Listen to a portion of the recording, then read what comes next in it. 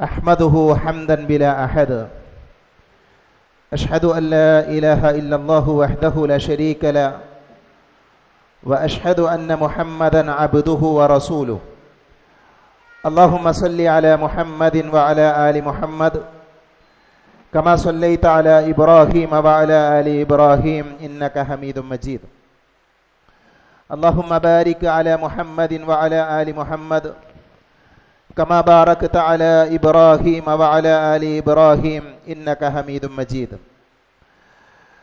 أعوذ بالله من الشيطان الرجيم يا أيها الذين آمنوا اتقوا الله حق تقاته ولا تموتن إلا وأنتم مسلمون സ്നേഹാദരണീയരായ സഹോദരങ്ങളെ സഹോദരികളെ, സർവ്വലോക രക്ഷിതാവായ അള്ളാഹുവിനെ സൂക്ഷിക്കണേ എന്ന് സംസാരിക്കുന്ന എന്നോടും കേൾക്കുന്ന നിങ്ങളോടും വളരെയധികം സ്നേഹത്തോടുകൂടെ ഓർമ്മപ്പെടുത്തുകയാണ്, ഉപദേശിക്കുകയാണ്. അള്ളാഹുവിൻ്റെ അപാരമായ അനുഗ്രഹത്താൽ അള്ളാഹുവിൻ്റെ ദീനിനെ കുറിച്ച് പറയുവാനും കേൾക്കുവാനും സമയവും സന്ദർഭവും നമുക്ക് അനുകൂലമായി ലഭിച്ചിരിക്കുകയാണ്. അൽഹംദുലില്ലാഹ്.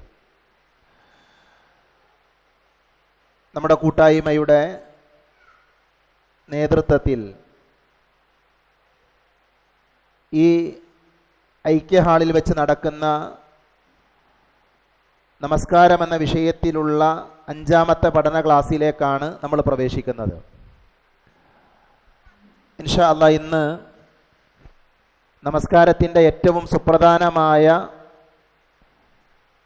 ചില പാഠങ്ങൾ പഠിക്കാനും മനസ്സിലാക്കാനുമാണ് നമ്മളെല്ലാവരും ഇവിടെ ഒരുമിച്ചിരിക്കുന്നത്. ഇന്ന് നമ്മൾ പറയുന്ന വിഷയങ്ങൾ ഏറെ ഗൗരവമുള്ളതാണ്. അതുകൊണ്ട് തന്നെ ഒരല്പം ശ്രദ്ധയോടെ ക്ലാസ് ശ്രവിക്കണമെന്ന് ആമുഖമായി ഓർമ്മപ്പെടുത്തുകയാണ്. നമ്മൾ കഴിഞ്ഞ ക്ലാസ്സുകളിൽ നമസ്കാരത്തിൻ്റെ വളരെ പ്രധാനപ്പെട്ട നമസ്കാരത്തിൻ്റെ മുന്നോടിയായി നമ്മൾ മനസ്സിലാക്കേണ്ട കാര്യങ്ങളാണ് വിശദീകരിച്ചത്. ഇന്ന് നിങ്ങൾക്ക് സ്ക്രീനിൽ ചില കാര്യങ്ങൾ കാണിച്ചുകൊണ്ടാണ് ക്ലാസ് എടുക്കാൻ ആഗ്രഹിക്കുന്നത്. നമ്മൾ കാണുന്നത് നമസ്കാരം നിർബന്ധമാകാനുള്ള ഷർത്തുകൾ നമ്മൾ പറഞ്ഞ വിഷയമാണ്.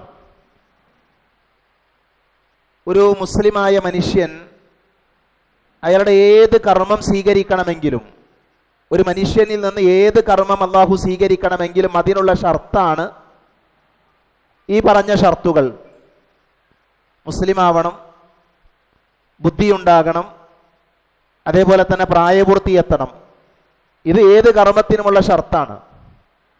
നമസ്കാരമാകട്ടെ, നോമ്പാകട്ടെ, ഹജ്ജാകട്ടെ, മറ്റുള്ള ഏത് കർമ്മങ്ങളാകട്ടെ, ആ കർമ്മങ്ങൾ അള്ളാഹുവിൻ്റെ അടുക്കൽ സ്വീകാര്യമാകാൻ, ഒരാളുടെ മേൽ അത് നിർബന്ധമാകാനുള്ള ഷർത്താണ് ഈ കാര്യങ്ങൾ. നമ്മൾ വിശദീകരിച്ച വിഷയമാണ്. നമസ്കാരം അതേപോലെ തന്നെ തവാഫ് എന്ന കർമ്മങ്ങൾക്ക് ഒരു നിബന്ധന കൂടെയുണ്ട്. അതേപോലെ തന്നെ നോമ്പിനും ആർത്തവം പോലെ നമസ്കാരം തടയുന്ന അവസ്ഥ ഉണ്ടാകാതിരിക്കൽ. സ്ത്രീകളെ സംബന്ധിച്ചിടത്തോളം ആർത്തവകാരിയായിരിക്കും അവിടെ നമസ്കരിക്കാൻ പാടില്ല. നിഫാസുള്ള സമയത്തും അവിടെ നമസ്കരിക്കാൻ പാടില്ല. ഇതൊക്കെ നമ്മൾ കഴിഞ്ഞ ക്ലാസ്സിൽ നമ്മൾ പറഞ്ഞു പോന്ന വിഷയങ്ങളാണ്. അതോടൊപ്പം തന്നെ നമസ്കാരം ശരിയാകാനുള്ള ഷർത്തുകളുണ്ട്. നമസ്കാരം ശരിയാകാനുള്ള ഷർത്തുകളിൽ പെട്ടതാണ് ഒന്ന്, വകതിരിവ്. കാര്യങ്ങൾ മനസ്സിലാക്കാനുള്ള വകതിരിവ് ഉണ്ടാകണം. രണ്ടാമത്തത് ശുദ്ധി ഉണ്ടാകണം. അതാണ് കഴിഞ്ഞ ക്ലാസ്സിൽ നമ്മൾ വിശദീകരിച്ചത്. ശുദ്ധി എന്ന് പറഞ്ഞാൽ അത് 2 തരത്തിലുണ്ട്. തഹാറത്തുൽ ഹിസ്സിയ, തഹാറത്തുൽ മഅനവിയ. ആത്മീയമായ ശുദ്ധി, ശാരീരികമായ ശുദ്ധി, അതൊക്കെ നമ്മൾ പറഞ്ഞു. അതിൽ വുദൂവുമായി ബന്ധപ്പെട്ട വിഷയങ്ങൾ നമ്മൾ വിശദീകരിച്ചു. അതാണ് ശുദ്ധിയുള്ളയാളായിരിക്കണം നമസ്കരിക്കേണ്ടത്. ചെറിയ അശുദ്ധിയിൽ നിന്ന് ശുദ്ധിയുള്ളയാളാണ് നമസ്കാരം നിർവഹിക്കേണ്ടത്. അശുദ്ധിയുള്ള ആളുകളുടെ നമസ്കാരം അല്ലാഹു സ്വീകരിക്കുകയില്ല എന്ന് പ്രവാചകൻ സല്ലല്ലാഹു അലൈഹി വസല്ലമ നമ്മളെ പഠിപ്പിച്ചിട്ടുണ്ട്. ഇതിലെ മൂന്നാമത്തെ പോയിന്റ് നമ്മൾ പറയാത്ത, നമ്മൾ വിശദീകരിക്കാത്ത പോയിന്റാണ്. മൂന്നാമത്തെ ഈ പോയിന്റ്, ഒരു മനുഷ്യൻ നമസ്കരിക്കുന്ന ഒരാൾ, അവൻ നമസ്കരിക്കുന്ന സ്ഥലം, അതേപോലെ തന്നെ നമസ്കരിക്കുന്ന മനുഷ്യന്റെ വസ്ത്രം, അവന്റെ ശരീരം എന്നിവ നജസിൽ നിന്ന് ശുദ്ധിയാവുക എന്നുള്ളത് നമസ്കാരം ശരിയാകാനുള്ള ഷർത്താണ്. നമ്മുടെ അമല് ശരിയാകണമെങ്കിൽ, നമ്മുടെ നമസ്കാരം ശരിയാകണമെങ്കിൽ ഈ ഷർത്ത് പാലിക്കൽ നിർബന്ധമാണ്. അഥവാ എവിടെ വെച്ചാണോ നമസ്കരിക്കുന്നത് ആ നമസ്കാര സ്ഥലം നജസിൽ നിന്ന് ശുദ്ധിയാകണം. അപ്പൊ അശുദ്ധമായ സ്ഥലത്ത് എന്ത് പാടില്ല? നിസ്കാരം പാടില്ല. അശുദ്ധം എന്ന് പറഞ്ഞാൽ ലൈറ്റ് ഓഫ് ആയിക്കോട്ടെ. അശുദ്ധിയുള്ള സ്ഥലം എന്ന് പറഞ്ഞാൽ നജസുള്ള സ്ഥലം. ഉദാഹരണത്തിന് നമുക്ക് നജസ്സുകളായി പഠിപ്പിക്കപ്പെട്ട രക്തം, അതേപോലെയുള്ള അശുദ്ധമായ കുറെ കാര്യങ്ങൾ, അത്തരം കാര്യങ്ങളുള്ള സ്ഥലങ്ങളിൽ വെച്ച് നമസ്കരിക്കുന്നത് പാടില്ലാത്ത കാര്യമാണ്.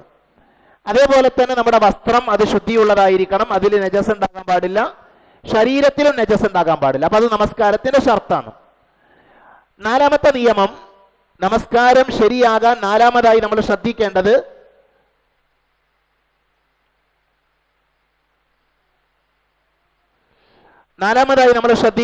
സമയമാവുക എന്നുള്ള. ഇത് നമ്മൾ പറഞ്ഞു. സമയമാവുക എന്നതിന്റെ തെളിവായി നമ്മൾ പറഞ്ഞ ബാങ്ക് കൊടുക്കണം. ബാങ്ക് കൊടുക്കലാണ് സമയമാകുന്നതിന്റെ അടയാളം. ബാങ്ക് ഇല്ലെങ്കിൽ എന്തായാൽ മതി? സമയമായാൽ മതി. ഇപ്പൊ നോമ്പ് തുറക്കാൻ ബാങ്ക് കേൾക്കണം എന്നത് ഷർത്തല്ല. നോമ്പ് തുറക്കാൻ ബാങ്ക് കേൾക്കുക എന്നുള്ള എന്തല്ല നിയമമല്ല, മറിച്ച് സമയമായാൽ എന്ത് ചെയ്യുക? നോമ്പ് തുറക്കുക എന്നുള്ളതാണ്. അതേപോലെ സമയമായാൽ നിസ്കരിക്കണം. സമയമായി എന്നുള്ള ഇഅ്ലാനാണ് എന്ത്? ബാങ്ക്. സമയമായിട്ടുണ്ട് എന്ന അറിയിപ്പിനാണ് യഥാർത്ഥത്തിൽ ബാങ്ക് കൊടുക്കുക എന്ന് പറയുന്നത്. പക്ഷെ സമയമാവുക എന്നുള്ളത് നമസ്കാരം ശരിയാകാനുള്ള ഷർത്താണ്. അഞ്ചാമത്തത് ഔറത്ത് മറക്കുക, നഗ്നത മറക്കുക. പുരുഷനെ സംബന്ധിച്ചിടത്തോളം അവന്റെ മുട്ടുപൊക്കിളിന്റെ ഇടയിലുള്ള ഭാഗങ്ങൾ അവൻ നിർബന്ധമായി മറക്കണം. അതേപോലെ നമസ്കാരത്തിൽ തോളിലൊരു മറയുണ്ടായിരിക്കുക എന്നുള്ളത് പ്രവാചകൻ സല്ലല്ലാഹു അലൈഹി വസല്ലമ നമസ്കാരവുമായി ബന്ധപ്പെട്ട് പഠിപ്പിച്ചൊരു നിയമമാണ്. അപ്പൊ അങ്ങനെയുള്ള രണ്ട് വസ്ത്രങ്ങളിലാണ് സാധാരണ എന്ത് ചെയ്യുക? രണ്ട് വസ്ത്രം എന്നതുകൊണ്ട് ഉദ്ദേശിച്ച ഒന്ന് തോള് മറയണം, അതേപോലെ തന്നെ മുട്ടുപൊക്കിളിന്റെ ഇടയിൽ എന്ത് ചെയ്യണം? പുരുഷന്മാർ മറക്കണം. ഇനി ഒരൊറ്റ വസ്ത്രത്തിലാണ് അത്. സൗദി അറേബ്യയിലൊക്കെ നമുക്കറിയാം സൗബ് ധരിക്കുന്ന ആളുകളുണ്ട്, കന്തൂറ ധരിക്കുന്ന ആൾക്കാർ. മതി, പ്രശ്നമുള്ള വിഷയമല്ല. കുഴപ്പമുണ്ടോ? ഡിസോർഡർ ഉണ്ടോ? ശരി. അപ്പോ ഔറത്ത് മറക്കൽ എന്നുള്ളത് എന്താണ്? നമസ്കാരത്തിന്റെ ഷർത്താണ്. ആറാമത്തെ വിഷയം ഖിബിലക്ക് നേരെ തിരിയുക എന്നുള്ളതാണ്. ഖിബിലയിലേക്ക് തിരിഞ്ഞാണ് നമ്മൾ എന്തിനു നിസ്കരിക്കണം, നമസ്കാരത്തിന്റെ ഷർത്താണ്. അപ്പൊ ഇതിൽ കുറെ മസാലകൾ വരുന്നുണ്ട്. ഇൻഷാ അല്ലാഹ് നമ്മൾ പിന്നീട് വിശദീകരിക്കും. അപ്പൊ യാത്രക്കാരായ ആളുകൾ അവർ നിസ്കരിക്കുന്ന സമയത്ത് ഖിബില കിട്ടിയില്ലെങ്കിൽ എന്താ ചെയ്യണം? ഇൻഷാ അല്ലാഹ് നമ്മൾ യാത്രയുമായി ബന്ധപ്പെട്ട വിഷയങ്ങൾ, ഇതിന്റെ ഭാഗങ്ങളൊക്കെ കഴിഞ്ഞതിന് ശേഷം ഇൻഷാ അല്ലാഹ് നമുക്ക് വിശദീകരിക്കാം. അപ്പൊ ഇവിടെ നമ്മൾ മനസ്സിലാക്കി വെക്കേണ്ടത് എന്താ? അത് വേണ്ട, എനിക്ക് മറ്റേ പിടിക്കണ വയ്ക്കുന്നാലും മതി.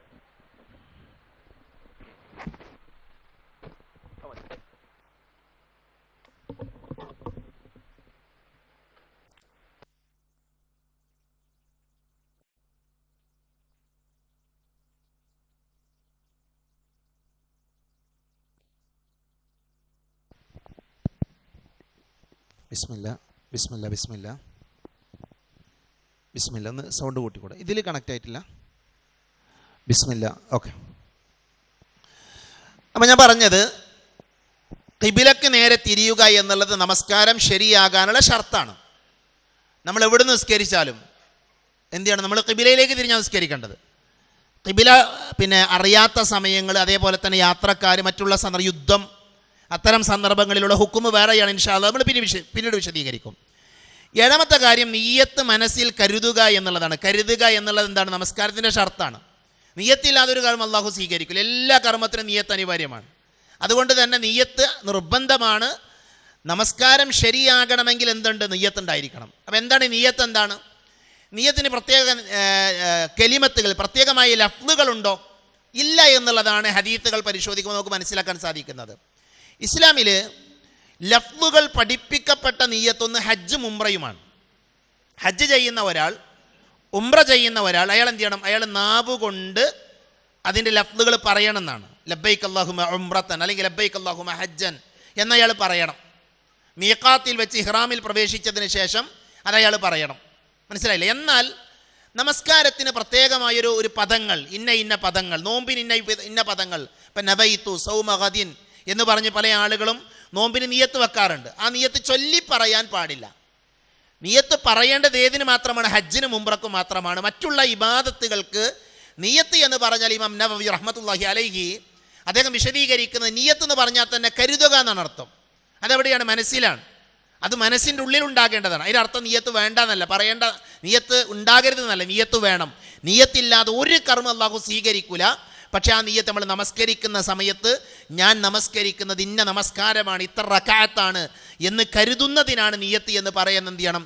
പ്രത്യേകം നമ്മൾ മനസ്സിലാക്കേണ്ട വിഷയമാണ്. അതാണ് നമസ്കാരം ശരിയാകാനുള്ള ഷർത്തുകൾ. ഇതിൽ നമ്മൾ വുളൂവിനെ കുറിച്ച് പറഞ്ഞു, ബാങ്കിനെ കുറിച്ച് വിശദീകരിച്ചു. നമ്മൾ പറയാതെ കൂടുതൽ വിശദീകരണം ആവശ്യമില്ലാത്ത വിഷയമാണ് ഔറത്ത് മറക്കൽ.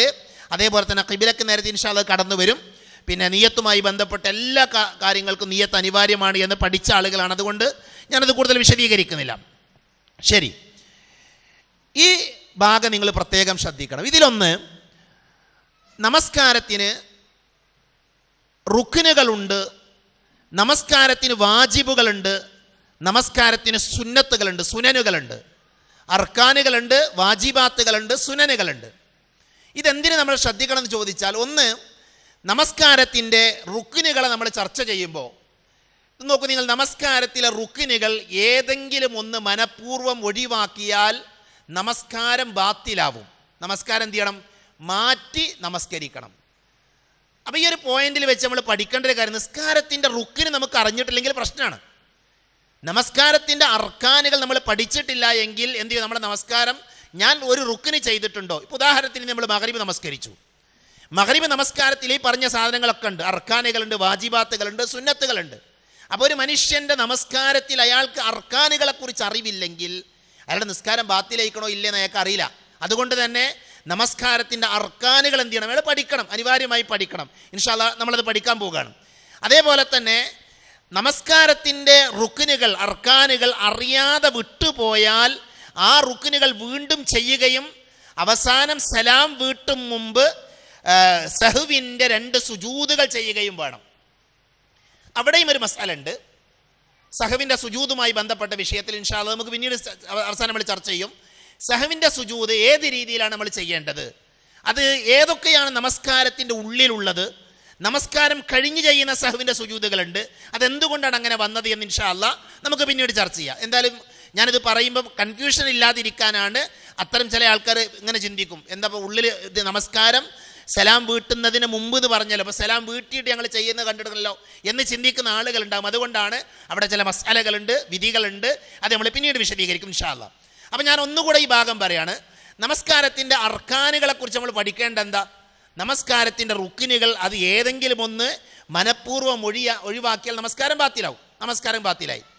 എന്നാൽ അറിയാതെ വിട്ടുപോയാലോ ആ റുക്കിന് അയാൾ എന്ത് ചെയ്യണം? മടക്കി ചെയ്യണം. അയാൾ ആ റുക്കിനെ അയാൾ കൊണ്ടുവരണം. എന്നിട്ട് അവസാനം അയാൾ എന്ത് ചെയ്യണം? സലാം വീട്ടുകയും വേണം. സലാം വീട്ടുന്നതിൻ്റെ മുമ്പ് അയാൾ സഹ്വിൻ്റെ സുജൂദ് നിർവഹിക്കുകയും വേണം. ശരി, ഇനി നമുക്ക് നമസ്കാരത്തിൻ്റെ വാജിബുകൾ എന്താ നോക്കാം. നമസ്കാരത്തിൻ്റെ വാജിബിൻ്റെ ഹുക്കുമുകൾ. വാജിബ് ഏതെങ്കിലും മനഃപൂർവ്വം വിട്ടുപോയാൽ നമസ്കാരം ബാത്തിലാകും, മാറ്റി നമസ്കരിക്കണം. അപ്പം അതുകൊണ്ട് വാജിബ് മനസ്സിലാക്കണം. നമുക്ക് വാജിബ് ഏതാ നമ്മൾ അറിയണം. ഒരു വാജിബ് ഒരാൾ നിർബന്ധപൂർവ്വം ഒഴിവാക്കിയാൽ, മനഃപൂർവ്വം ഒഴിവാക്കിയാൽ അയാളുടെ നമസ്കാരം എന്ത് ചെയ്യും? ആ നമസ്കാരം ബാത്തിലാകും, അയാൾ മാറ്റി നിസ്കരിക്കണം. അറിയാതെ വിട്ടുപോയാൽ അത് വീണ്ടും ചെയ്യേണ്ടതില്ല. അപ്പോൾ റുക്കിനും വാജിബും തമ്മിലൂടെ ഒരു വ്യത്യാസം കിട്ടി. റുക്കിനിൽ അറിയാതെ വിട്ടുപോയാൽ ആ റുക്കിൻ വീണ്ടും എന്ത് ചെയ്യണം? വാജിബ് ഒരാൾ അറിയാതെ വിട്ടുപോയാൽ അത് എന്ത് ചെയ്യേണ്ട ആവശ്യമില്ല, വീണ്ടും ചെയ്യേണ്ട ആവശ്യമില്ല.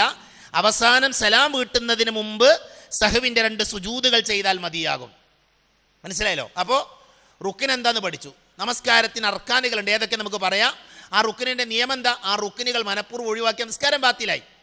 അതേപോലെ തന്നെ അറിയാതെ വിട്ടുപോയാലോ ആ റുക്കിനെ അയാൾ മടക്കി ചെയ്യണം, അയാൾ മടക്കി നിർവഹിക്കണം. അയാൾ മടക്കി നിർവഹിക്കുമ്പോൾ അയാൾക്ക് നിസ്കരിക്കുന്ന സമയത്ത് അയാൾക്ക് ഓർമ്മയില്ല, പിന്നീടാണ് ഓർമ്മ വന്നത് എങ്കിൽ എന്ത് ചെയ്യണം? അതൊരു മസലയാണ്. അതൊക്കെ നമുക്ക് ചർച്ച ചെയ്യാം. ശരി, രണ്ടാമത്തത് വാജിബാണ്. വാജിബ് ഏതെങ്കിലും ഒന്ന് മനഃപൂർവ്വം വിട്ടുപോയാൽ നമസ്കാരം എന്ത് ചെയ്യും? ബാത്തിലാകും, മനഃപൂർവ്വമാണെങ്കിൽ. എന്നാൽ അറിയാതെ വിട്ടുപോയാലോ അയാൾ അത് മടക്കി നിർവഹിക്കേണ്ടതില്ല. പകരം അയാൾ എന്ത് ചെയ്യണം?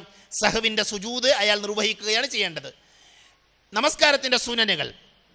നമസ്കാരത്തിൻ്റെ സുന്നത്തുകൾ വല്ലതും മനഃപൂർവമോ അറിയാതെയോ വിട്ടുപോയാൽ നമസ്കാരം ബാത്തിലാവുകയില്ല, മാറ്റി ചെയ്യേണ്ടതുമില്ല. അതാണ് അതിൻ്റെ വിധി. നമസ്കാരത്തിൻ്റെ സുന്നത്തുകൾ, സുനനുകൾ ഏതെങ്കിലും ഒരാൾ വിട്ടു, ആ വിട്ടുപോയാൽ അയാൾ എന്ത് ചെയ്യേണ്ട ആവശ്യമില്ല, അത് മടക്കി നിർവഹിക്കേണ്ട ആവശ്യമില്ല. അതേപോലെ തന്നെ അത് ബാത്തിലാവുകയുമില്ല. ഇൻഷാ അല്ലാഹ് നമുക്ക് അതിൻ്റെ വിശദീകരണങ്ങൾ വായിക്കുമ്പോൾ മനസ്സിലാകും ഇൻഷാ അല്ലാഹ്. ശരി, അപ്പം ഇനി നമ്മൾ അർക്കാനുസ്സലാ, നമസ്കാരത്തിൻ്റെ റുക്കിനുകളിലേക്ക് പ്രവേശിക്കണം. നമസ്കാരത്തിൻ്റെ റുക്കിനുകൾ ഒന്നുകൂടെ പറയാം. നമസ്കാരത്തിലെ റുക്കിനുകൾ ഏതെങ്കിലും ഒന്ന് മനഃപൂർവ്വം ഒഴിവാക്കിയാൽ നമസ്കാരം ബാത്തിലാകും, മാറ്റി നിസ്കരിക്കണം. അറിയാതെ വിട്ടുപോയാൽ ആ റുക്കിന് വീണ്ടും ചെയ്യുകയും അവസാനം സലാം വീട്ടും മുമ്പ് സഹവിൻ്റെ 2 സുജൂദുകൾ ചെയ്യുകയും വേണം. ഇത് നമ്മൾ പറഞ്ഞു കഴിഞ്ഞു. ഇനി നമസ്കാരത്തിൻ്റെ റുക്കിനുകൾ 2 രീതിയിലാണ്. നമസ്കാരത്തിൻ്റെ റുക്കിനുകൾ 2 രീതിയിലാണ്. ഒന്ന് അൽ അർക്കാനുൽ ഫിഅലിയ, അതേപോലെ തന്നെ അൽ അർക്കാനുൽ ഖൗലിയ എന്ന് പറയും. അൽ അർക്കാനുൽ ഫിഅലിയ എന്നതും അൽ അർക്കാനുൽ ഖൗലിയ എന്നും 2 വിധമായി പണ്ഡിതന്മാർ എന്ത് ചെയ്തിട്ടുണ്ട്, നമസ്കാരത്തിൻ്റെ റുക്കിനുകളെ തരംതിരിച്ചിട്ടുണ്ട്. അൽ അർക്കാനുൽ ഫിഅലിയ എന്ന് പറഞ്ഞാൽ ഫിഅലിയായ റുക്കിനുകൾ, കർമ്മം അഥവാ പ്രവർത്തികൾ, അതാണ് അൽ അർക്കാനുൽ ഫിഅലിയ. അൽ അർക്കാനുൽ ഖൗലിയ എന്ന് പറഞ്ഞാൽ ഖൗലിയായ റുക്കിനുകൾ, വാചികമായ നമ്മൾ പറയേണ്ട റുക്കിനുകൾ, നിർബന്ധമായും പറയേണ്ട കാര്യങ്ങൾ, മറ്റേതോ നിർബന്ധമായും ചെയ്യേണ്ട കാര്യങ്ങൾ. ഇങ്ങനെ റുക്കിനുകളെ പണ്ഡിതന്മാർ എന്ത് ചെയ്തിട്ടുണ്ട്, 2ആയി നമുക്ക് തരംതിരിച്ചു തന്നിട്ടുണ്ട്. ഇതാണ് നമസ്കാരത്തിൻ്റെ റുക്കിനുകൾ. ഈ റെഡ് ഇതിൽ കൊടുത്തത് ചിലപ്പോൾ നിങ്ങൾക്ക് എല്ലാവർക്കും വായിക്കാൻ പറ്റുന്നുണ്ടാകില്ല. ഇവിടെ പ്രത്യേകം നമ്മൾ ശ്രദ്ധിക്കണം എന്ന് പറഞ്ഞു കൊടുത്തൊരു കാര്യം, നമസ്കാരത്തിൻ്റെ റുക്കിനുകളുടെ വിഷയത്തിൽ മദ്ഹബിൻ്റെ പണ്ഡിതന്മാർക്കിടയിൽ ഇപ്പോൾ ഈ എണ്ണി പറഞ്ഞവിടെ 14 കാര്യങ്ങൾ പറഞ്ഞു. ഇതിൽ ചില അഭിപ്രായ വ്യത്യാസങ്ങളൊക്കെ ഉണ്ട്.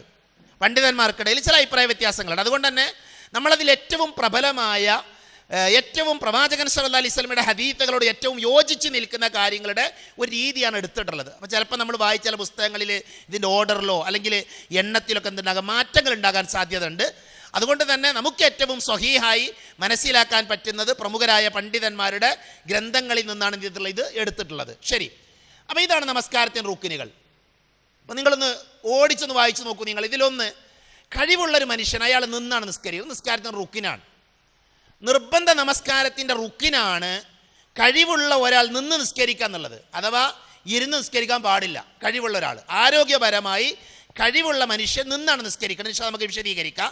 2 തക്ബീറത്തുൽ ഇഹ്റാം. തക്ബീറത്തുൽ ഇഹ്റാം എന്ന് പറഞ്ഞാൽ നമസ്കാരത്തിൻ്റെ ആരംഭത്തിലുള്ള തക്ബീറാണ്. അത് നമസ്കാരത്തിൻ്റെ റുക്കിനാണ്.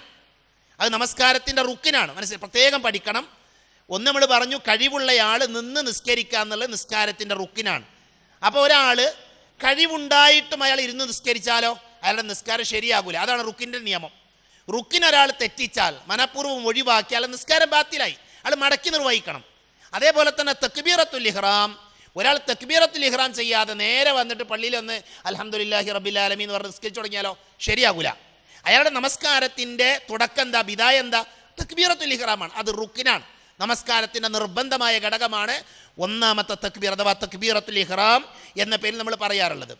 3 ഫാത്തിഹ പാരായണം ചെയ്യുക എന്നുള്ളത് നമസ്കാരത്തിൻ്റെ റുക്കിനാണ്. കുറേ ആളുകൾക്ക് ഇതിൽ അഭിപ്രായ വ്യത്യാസം ഉണ്ട്. ഇൻഷാ അല്ലാഹ് നമുക്കിത് വിശദീകരിക്കാം. ഫാത്തിഹ പാരായണം ചെയ്യൽ എന്നത് എന്താണ്, നമസ്കാരത്തിൻ്റെ റുക്കിനിൽപ്പെട്ട കാര്യമാണ്. 4ാമത്തത് റുക്കൂ ചെയ്യുക എന്നുള്ളത് നമസ്കാരത്തിൻ്റെ റുക്കിനാണ്. ഇപ്പം നോക്കൂ നിങ്ങൾ, നമ്മളിപ്പോൾ റുക്കൂയിലേക്ക് എത്തി, അതിൻ്റെ ഇടയിൽ കുറേ കാര്യങ്ങളുണ്ട്.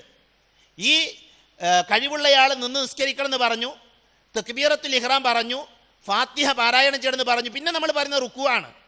നമ്മളെ നിസ്കാരത്തിൽ അത് മാത്രമല്ല നമ്മൾ ചെയ്യുന്നത്, അതിൻ്റെ ഇടയിൽ കുറേ കാര്യങ്ങളുണ്ട്. ഇപ്പോൾ പ്രാരംഭ പ്രാർത്ഥന ഉണ്ട്, ഖുർആൻ ഓതുക എന്നുള്ളൊരു നിയമമുണ്ട്, മനസ്സിലായില്ലേ? അപ്പോൾ അങ്ങനത്തെ കുറേ കാര്യങ്ങൾ. അപ്പോൾ അതൊക്കെ എന്താണെന്നുള്ളത് എന്ത് ചെയ്യണം, നമ്മൾ പഠിക്കണം. ഇതാണ് അർക്കാനുകൾ. ഇതാണ് നമസ്കാരത്തിൻ്റെ അർക്കാനുകൾ. ഇതാണ് കഴിവുള്ളയാൾ നിൽക്കണം, തക്ബീറത്തുൽ ഇഹ്റാം ഉണ്ടാവണം, ഫാത്തിഹ പാരായണം ചെയ്യണം, റുക്കൂ ചെയ്യണം.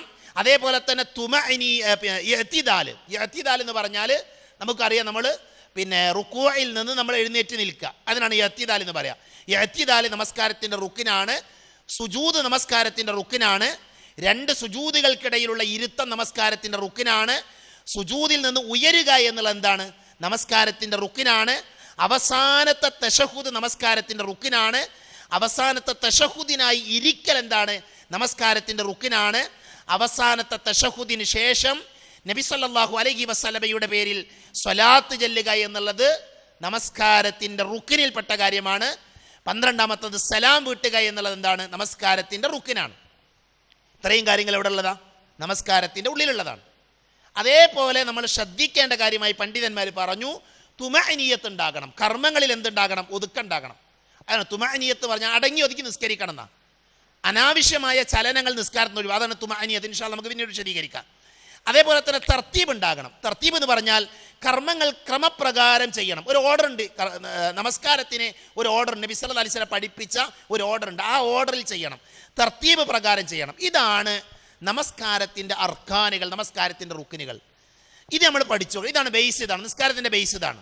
ഒരാൾ ഈ കാര്യങ്ങൾ മാത്രം ചെയ്ത് നിസ്കരിച്ചു, അതിൻ്റെ കൂടെ വാജിബുകൾ കൂടെ പഠിച്ചാൽ അയാൾ പൂർണ്ണമായി നിസ്കാരം പഠിച്ച ആളാണ്. അപ്പം അതുകൊണ്ട് തന്നെ നിസ്കാരത്തിൻ്റെ റുക്കിന് എന്താണെന്ന് ചോദിച്ചാൽ നമ്മുടെ മനസ്സിൽ ആദ്യം വരണം, കഴിവുള്ള ആൾ നിന്ന് നിസ്കരിക്കണം, ഇരുന്ന് നിസ്കരിക്കാൻ പാടില്ല. ഇത് ഏത് നിസ്കാരമാണ്? നിർബന്ധ നിസ്കാരമാണ്. ഫർളായ നിർബന്ധമായ ഒരു ദിവസത്തിൽ 5 നേരത്തെ നമസ്കാരങ്ങളെക്കുറിച്ചാണ് നമ്മൾ പറയുന്നത്, മറ്റുള്ള നിസ്കാരങ്ങളല്ല. അവിടെ ഈ വിധികൾ ബാധകമല്ല. ഈ വിധിയല്ല, അതിന് മറ്റു വിധികളുണ്ട്. മനസ്സിലായില്ലേ? അപ്പം കഴിവുള്ള ഒരാൾ അയാൾ നിന്നുകൊണ്ടാണ് നമസ്കരിക്കേണ്ടത് എന്നുള്ളത് നമസ്കാരത്തിൻ്റെ റുക്കിനാണ്. 1ാമത്തെ തക്ബീർ, തക്ബീറത്തുൽ ഇഹ്റാം റുക്കിനാണ്. ഫാത്തിഹ പാരായണം ചെയ്യുക എന്നുള്ളത് എന്താണ്? റുക്കിനാണ്. ഫാത്തിഹ പാരായണം ചെയ്യുന്ന വിഷയത്തിൽ പണ്ഡിതന്മാർക്കിടയിൽ 2 അഭിപ്രായമുണ്ട്. റുക്കിനാണ് എന്ന വിഷയത്തിൽ തർക്കമല്ല. ഫാത്തിഹ ഓതുക എന്നുള്ളത് റുക്കിനാണ് എന്ന വിഷയത്തിൽ തർക്കമല്ല. ഫാത്തിഹ ഉറക്കയോതാത്ത നമസ്കാരത്തിൽ മഅമൂമും അതേപോലെ തന്നെ ഇമാമും ഓതണം എന്ന വിഷയത്തിലും തർക്കമല്ല. മനസ്സിലായല്ലോ? ആ വിഷയത്തിലും തർക്കമല്ല, അഭിപ്രായ വ്യത്യാസമല്ല. എന്നാൽ തർക്കമുള്ളൊരു മേഖല ഏതാണെന്ന് ചോദിച്ചാൽ, ഉറക്കയോതി നമസ്കരിക്കുന്ന നമസ്കാരങ്ങളിൽ ഇമാമും മഅമൂമും എങ്ങനെ ഫാത്തിഹ ഓതണം, അതിൽ മഅമൂമിന് ഫാത്തിഹ നിർബന്ധമുണ്ടോ? ഈ വിഷയത്തിൽ പണ്ഡിത ലോകത്ത് വ്യത്യസ്തമായ അഭിപ്രായങ്ങളുണ്ട്. 2 അഭിപ്രായങ്ങൾ പറയാം. ഒന്ന്, ഫാത്തിഹ ഓതണമെന്ന് പറഞ്ഞ പണ്ഡിതന്മാരുണ്ട്. 2, ഉറക്കയോതി നിസ്കരിക്കുന്ന സമയങ്ങളിൽ എന്ത് ചെയ്യേണ്ട ആവശ്യമില്ല, ഫാത്തിഹ ഓതേണ്ട ആവശ്യമില്ല, മഅമൂമ് പാരായണം ചെയ്യേണ്ട, ഇമാമ് ഓതിയാൽ മതി എന്ന് പറഞ്ഞ പണ്ഡിതന്മാരുണ്ട്. 2 കൂട്ടർക്കും അവരുടേതായ തെളിവുകളുണ്ട്. 2 കൂട്ടർക്കും അവരുടേതായ തെളിവുകളുണ്ട്. അപ്പോൾ ഈ വിഷയത്തിൽ നമ്മൾ ആ വിഷയത്തിൽ പഠിക്കേണ്ടത്, മനസ്സിലാക്കേണ്ടത്, തെളിവുകളോട് ഏറ്റവും കൂടുതൽ യോജിച്ച് നിൽക്കുന്നതും മഹാഭൂരിപക്ഷം പണ്ഡിതന്മാരും പറഞ്ഞത് എല്ലാവരും ഫാത്തിഹ ഓതുക എന്നുള്ളത് തന്നെയാണ്. എല്ലാവരും ഫാത്തിഹ ഓതുക. അവിടെ ഇമാമിനെ മുൻകടക്കാതെ ഫാത്തിഹ പാരായണം ചെയ്യണം മഅമൂമ്. എന്നാൽ നമ്മൾ മനസ്സിലാക്കി വെക്കണം, ഫാത്തിഹ നിർബന്ധമായും ഇപ്പോൾ ഉറക്ക ഓതി നിസ്കരിക്കണം നിസ്കാരത്തിൽ, ജമാഅത്ത് നിസ്കാരത്തിൽ ഇമാം ഓതുമ്പോൾ നമ്മൾ ഓതേണ്ട എന്ന് പറഞ്ഞ ആൾക്കാരുടെ തെളിവ് എന്താണ്? അവരുടെ വാദം വെറുതെ പറഞ്ഞതല്ല. അവർ പറയുന്ന തെളിവ് എന്താ വെച്ചാൽ, ഒന്ന്, വിശുദ്ധ ഖുർആൻ പാരായണം ചെയ്യുന്നത് കേട്ടാൽ നിങ്ങൾ എന്ത് ചെയ്യണം? നിങ്ങൾ മിണ്ടാൻ പാടില്ല എന്നാ. ഖുർആൻ ഓതുന്നത് കേട്ടാൽ നിങ്ങൾ മിണ്ടാതിരിക്കണം. അപ്പം അത് ഖുർആനിൻ്റെ നസ്സായ ഒരു കൽപ്പനയാണ്. അതെവിടെയായാലും ബാധകമാണ് എന്നാണ് ആര് പറയുന്നത്? ജമാഅത്ത് നിസ്കാരങ്ങളിൽ ഇമാം ഉറക്കം ഓതുമ്പോൾ മഅമൂം ഓതേണ്ടതില്ല, അത് കേട്ടാൽ മതി, ശ്രദ്ധിച്ച് കേട്ടാൽ മതി എന്ന് പറയുന്ന പണ്ഡിതന്മാരുടെ വാദം അതാണ്. അതിന് തള്ളിക്കളയാൻ പറ്റുന്നില്ല, നമ്മളതിനെ പരിഹസിക്കേണ്ട ആവശ്യമില്ല. പക്ഷേ നമസ്കാരത്തിൽ മഹാഭൂരിപക്ഷം പണ്ഡിതന്മാർ പറഞ്ഞെന്താ, നിസ്കാരത്തിൽ എന്ത് ചെയ്യണം? അത് റുക്കിനാണ്, എല്ലാവരും ഓതണം. അപ്പം എങ്ങനെ ഓതുക? ഒരിക്കലും ഇമാമിനെ മുൻകടക്കാൻ പാടില്ല. ഇമാമിനെ മുൻകടക്കാൻ പാടില്ല. ഇമാമിൻ്റെ പിറകെയാണ് നമ്മൾ ഓതേണ്ടത്. അപ്പോൾ ഇമാം അൽഹംദുലില്ലാഹി റബ്ബിൽ ആലമീൻ എന്ന് ഓതിയാൽ ഒന്നുകിൽ അതിൻ്റെ തൊട്ടു പിറകെ നമ്മൾ ഓതുക. ഒരിക്കലും മുൻകടക്കാൻ പാടില്ല എന്നുള്ളത് എന്ത് ചെയ്യണം? പ്രത്യേകം നമ്മൾ മനസ്സിലാക്കേണ്ട കാര്യമാണ്. പിന്നെ റുക്കൂ നമുക്കറിയാം, റുക്കൂൻ്റെ രൂപമൊക്കെ ഇൻഷാ അല്ലാഹ് നമുക്ക് പിന്നീട് പറയാം. ഇഅ്തിദാൽ, സുജൂദ്, 2 സുജൂദുകൾക്കിടയിലെ ഇരുത്തം, സുജൂദിൽ നിന്ന് ഉയരൽ, അവസാനത്തെ തശഹുദ്, അവസാനത്തെ തശഹുദിനായി ഇരിക്കൽ, അവസാനത്തെ തശഹുദിന് ശേഷം നബി സല്ലല്ലാഹു അലൈഹി വസല്ലം പേരിൽ സ്വലാത്ത് ചൊല്ലൽ, സലാം വീട്ടൽ, ഇതൊക്കെ എന്താണ്? നമസ്കാരത്തിൻ്റെ റുക്കിനുകളാണ്. ശരി, ഇതാണ് നമസ്കാരത്തിൻ്റെ റുക്കിനുകൾ. നമസ്കാരത്തിൻ്റെ റുക്കിനുകളെ കുറിച്ച് നമുക്ക് ഒന്നുകൂടി വിശദീകരിക്കാം. ഇപ്പം കഴിവുള്ളയാൾ നിൽക്കണം എന്നുള്ളത് 1ാമത്തെ റുക്കിന്.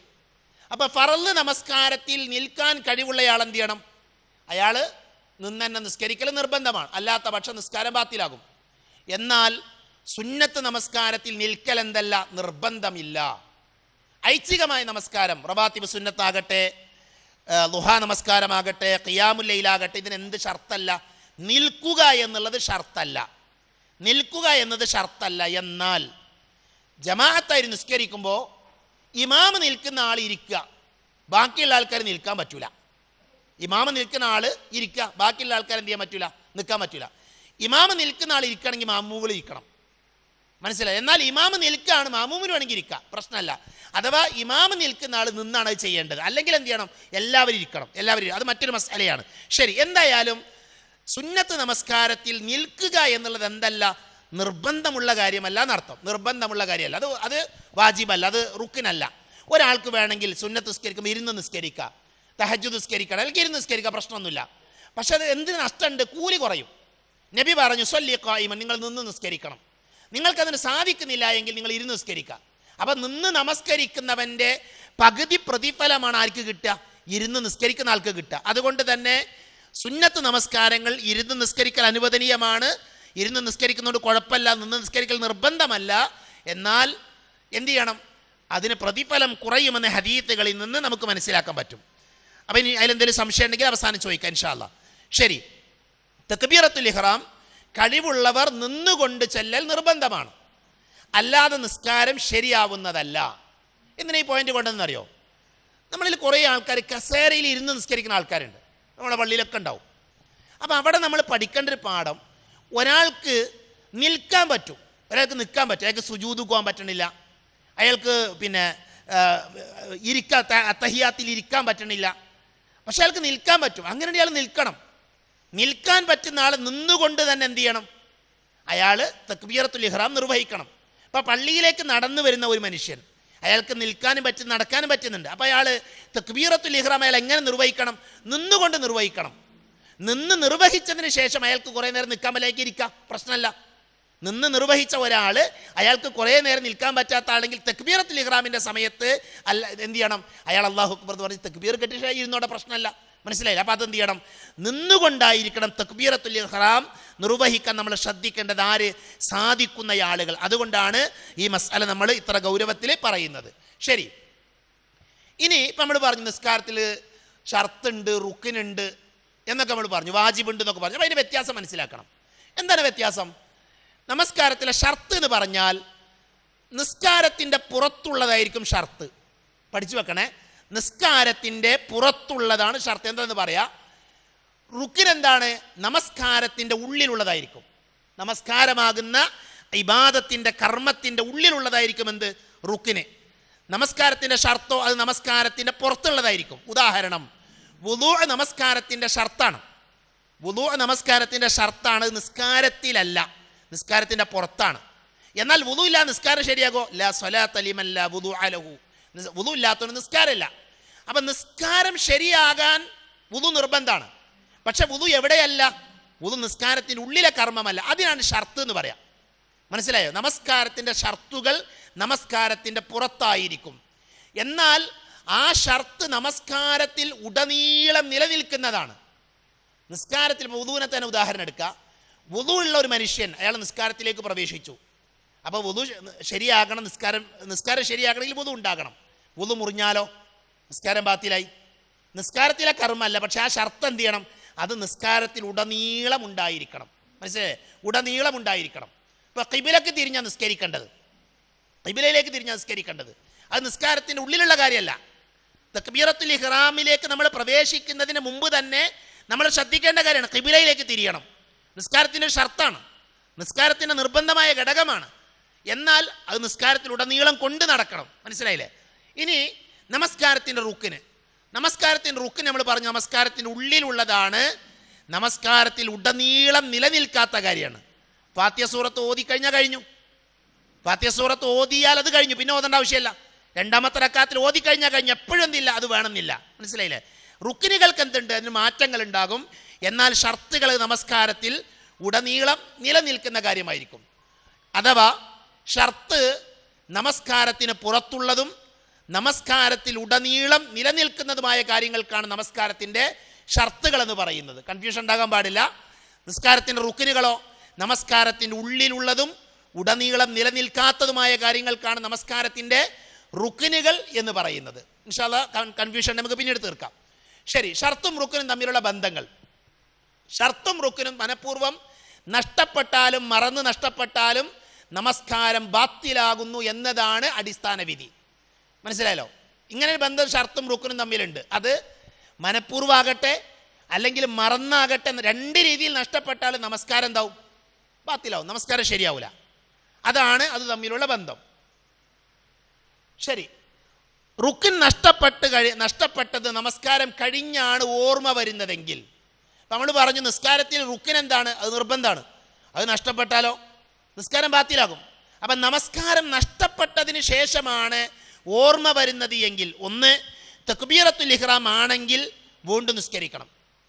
ഒരാൾ തക്ബീറത്തുൽ ഇഹ്റാം മറന്നു. ഉദാഹരണത്തിന് പള്ളിയിൽ ജമാഅത്ത് നടക്കുകയാണ്. ആ ജമാഅത്ത് നടക്കുന്ന സമയത്ത് ആൾ ഓടി വന്നു. അയാൾ വന്നിട്ട് എന്താ ചെയ്യേണ്ടത്?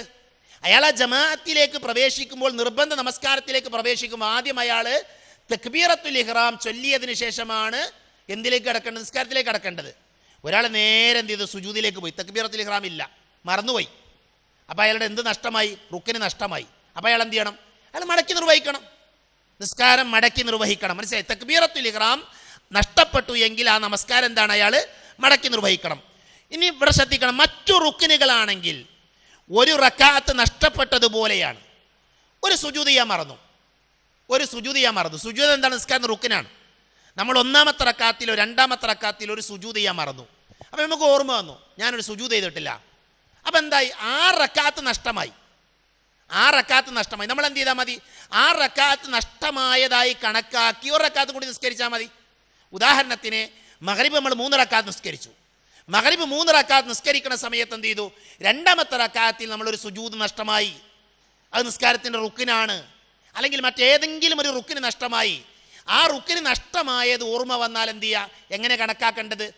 കണക്കാക്കേണ്ടത് ആ റക്അത്ത് നഷ്ടമായി, എന്നിട്ട് എന്ത് ചെയ്യുക? അതിന് പകരം പുതിയൊരു റക്അത്ത് നമ്മൾ നിർവഹിക്കുകയാണ് ചെയ്യേണ്ടത്. ആ റക്അത്ത് വീണ്ടും നമസ്കരിച്ച് സഹവിൻ്റെ സുജൂദ് ചെയ്ത് സലാം. അതിന് സ്വാഭാവികമാണ്. എന്ത് ചെയ്യണം?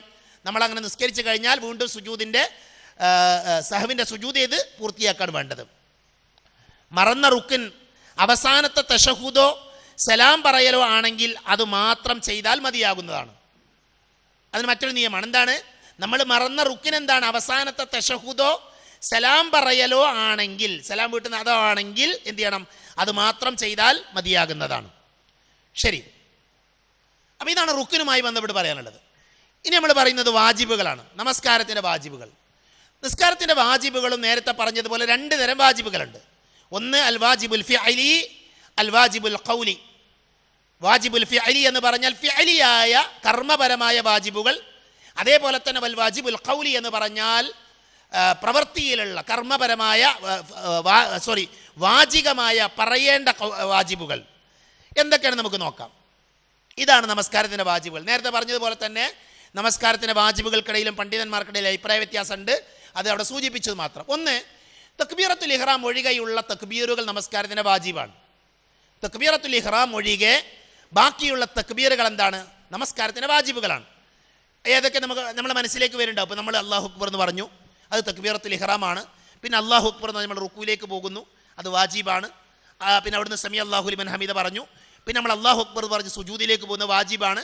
അപ്പം അങ്ങനെയുള്ള തക്ബീറുകൾ, തക്ബീറത്തുൽ ഇഹ്റാമിന് ഒഴികെയുള്ള ബാക്കിയുള്ള തക്ബീറുകൾ എന്താണ്? നമസ്കാരത്തിൻ്റെ വാജിബുകളാണ്. അപ്പോൾ ആ വാജിബുകൾ ഒഴിവാക്കിയാൽ എന്ത് ചെയ്യും? നമസ്കാരം ബാത്തിലാകും. മനഃപൂർവ്വം ഒഴിവാക്കിയാൽ നമസ്കാരം ബാത്തിലാകും. ശരി. 2, റുക്കൂഇലെ പ്രാർത്ഥന ചൊല്ലൽ, സമി അല്ലാഹു ലിമൻ ഹമീദ എന്ന് പറയൽ, ഇഅ്തിദാലിലെ പ്രാർത്ഥന ചൊല്ലൽ, സുജൂദിലെ പ്രാർത്ഥന ചൊല്ലൽ, ഇടയിലെ ഇരുത്തത്തിലെ പ്രാർത്ഥന ചൊല്ലൽ, ഒന്നാമത്തെ തശഹുദിനായി ഇരിക്കൽ. ഇതൊക്കെ എന്താണ്? ഇതൊക്കെ നമസ്കാരത്തിൻ്റെ വാജിബുകളാണ്. അപ്പോൾ ഇതിൽ നോക്കൂ, ഇതിലധികം ഖൗലിയായ, ഇതിൽ ഫിഅലിനേക്കാൾ കൂടുതൽ ഖൗലിയായ വാജിബുകളാണ്, പ്രാർത്ഥനകളാണ്. അതിൽ ഒന്നാമത്തെ എന്താ? പിന്നെ ഫിഅലിയായത് വാജിബ് ഏതാണ്? തക്ബീറത്തുൽ ഇഹ്റാം ഒഴികെയുള്ള തക്ബീറുകളാണ്. അതൊരു കർമ്മമാണ്. അല്ലാഹു അക്ബർ നമ്മൾ കർമ്മം ചെയ്യണം, അല്ലേ? കൈകൾ ഉയർത്തണം. അതൊരു ഫിഅലിയാണ്, ഒരു കർമ്മപരമാണ്. അതിൽ വാജിബാണ്, വാക്കുണ്ട്. ശരി. 2 എന്താ? പ്രാർത്ഥനകളാണ്. പ്രാർത്ഥന റുക്കൂഇൽ, ഇഅ്തിദാലിൽ, പിന്നെ ഇഅ്തിദാലിലേക്ക് പോകുമ്പോൾ സമി അല്ലാഹു ലിമൻ ഹമീദ പറയൽ, സുജൂദിലെ പ്രാർത്ഥന, ഇടയിലെ ഇരുത്തത്തിലെ പ്രാർത്ഥന ചൊല്ലൽ, ഒന്നാമത്തെ തശഹുദിനായി ഇരിക്കൽ. ഇതൊക്കെ എന്താണ്? നിസ്കാരത്തിൻ്റെ വാജിബുകളാണ്. ശരി. അപ്പം ഇതിൽ പ്രാർത്ഥനകൾ ചൊല്ലുക എന്ന് പറയുമ്പോൾ ആ പ്രാർത്ഥനകൾ 3 തവണ ചൊല്ലൽ അത് സുന്നത്താണ്. ഏറ്റവും ചുരുങ്ങിയത് 1 തവണ ചൊല്ലലാണ് വാജിബ്. പ്രാർത്ഥനകൾ 1 തവണ ചൊല്ലിയാൽ അത് വാജിബാണ്. 2 തവണ 3 തവണ ചൊല്ലുക എന്നുള്ളത് സുന്നത്തായ കാര്യം. മനസ്സിലായല്ലോ? അപ്പോൾ പ്രാർത്ഥന ചൊല്ലുമ്പോൾ ഒരു തവണ ചൊല്ലിയാൽ അത് പൂർത്തിയായി, വാജിബ് പൂർത്തിയായി. മറ്റുള്ളത് അതിൽ അധികരിപ്പിക്കുന്നത് സുന്നത്തായ കാര്യം ഇൻഷാ അല്ലാഹ് നമ്മൾ സുന്നത്തിൽ പറയും. ശരി, ഇനി മറന്നുകൊണ്ട് വാജിബ് നഷ്ടപ്പെട്ടാലുള്ള വിധിയാണ് പറയുന്നത്. മറന്നുകൊണ്ട് വാജിബ് നഷ്ടപ്പെട്ടാൽ അടുത്ത റുക്കിനിലേക്ക് എത്തുന്നതിന് മുമ്പ് അത് ഓർമ്മ വന്നാൽ, അങ്ങനെ പറഞ്ഞാൽ എന്താ, അടുത്ത റുക്കിനിലേക്ക് എത്തുന്നതിന് മുമ്പ് നഷ്ടപ്പെട്ടൊരു വാജിബ് നമുക്ക് ഓർമ്മ വന്നാൽ അത് ഓർമ്മ വന്ന ഉടനെ അത് വീണ്ടെടുക്കേണ്ടതാണ്. ഉദാഹരണത്തിന് നമ്മൾ റുക്കൂയിലാണ്, റുക്കൂയിൽ വാജിബാണെന്ത്, റുക്കൂയിലെ പ്രാർത്ഥന ചൊല്ലുക എന്നുള്ളത് വാജിബാണ്. റുക്കൂയിലെ പ്രാർത്ഥന ചൊല്ലൽ എന്താണ്, വാജിബാണ്. ഈ ഇഅ്തിദാൽ എന്താണ്, റുക്നാണ്. ഇഅ്തിദാൽ റുക്നാണ്. ആ ഇഅ്തിദാലിലേക്ക് പോകുന്നതിന് മുമ്പ് നമുക്ക് ഓർമ്മ വന്നാൽ നമ്മൾ എന്ത് ചെയ്യണം, നമ്മളെ വാജിബ് നിർവഹിക്കണം. നമ്മൾ റുക്കൂയിൽ എന്ത് ചെയ്യണം, ആ പ്രാർത്ഥന നമ്മൾ ചൊല്ലണം. മനസ്സിലായില്ലേ? ഇനി അവസാനം തശഹുദിൻ്റെ അവസാനം സഹുവിൻ്റെ മറവിയുടെ സുജൂദ് എന്ത് ചെയ്യുക, നിർവഹിക്കുകയും വേണം. വാജിബിൽ എത്തിയാൽ സുന്നത്തിലേക്കോ റുക്കിനെത്തിയാൽ വാജിബിലേക്കോ മടങ്ങാൻ പാടില്ല. വാജിബിൽ എത്തിയാൽ സുന്നത്തിലേക്കോ റുക്കിനിലെത്തിയാൽ വാജിബിലേക്കോ മടങ്ങാൻ പാടില്ല. എന്താ മസല, എന്താ, നമ്മൾ എന്ത് ചെയ്തു, നമ്മൾ മറന്നിട്ട് എന്ത് ചെയ്തു, റുക്കൂയിലെ പ്രാർത്ഥന ചൊല്ലാതെ ഒരാൾ എന്ത് ചെയ്തു, ഇഅ്തിദാലിലേക്ക് പോയി, അല്ല ഇഅ്തിദാലിലെത്തി, ഇഅ്തിദാലിലെത്തി, റുക്കിനിലെത്തി. ആ റുക്കിനിലെത്തിയാൽ പിന്നെ അയാൾ എന്ത് ചെയ്യേണ്ട ആവശ്യമില്ല, പ്രാർത്ഥനയിലേക്ക് മടങ്ങാൻ പാടില്ല, മടങ്ങേണ്ട ആവശ്യമില്ല. അതേപോലെ തന്നെ വാജിബ്, ഒരാൾ സുന്നത്തായ ഒരു കാര്യം ചെയ്ത് അയാൾ മറന്നു, സുന്നത്തായ ഒരു കാര്യം മറന്നിട്ട് അയാൾ അടുത്തൊരു വാജിബിലേക്ക് എത്തിയാൽ പിന്നെ അയാൾ മടങ്ങേണ്ട ആവശ്യമില്ല. നമുക്ക് മനസ്സിലാണ്ടാവുന്നതാണ് ഞാൻ വിചാരിക്കുന്നത്. കൺഫ്യൂഷൻ ഉണ്ടെങ്കിൽ നമുക്ക് അവസാനം തീർക്കാം ഇൻഷാ അല്ലാഹ്. ശരി, മറന്നുകൊണ്ട് വാജിബ് നഷ്ടപ്പെട്ടാലുള്ള വിധി.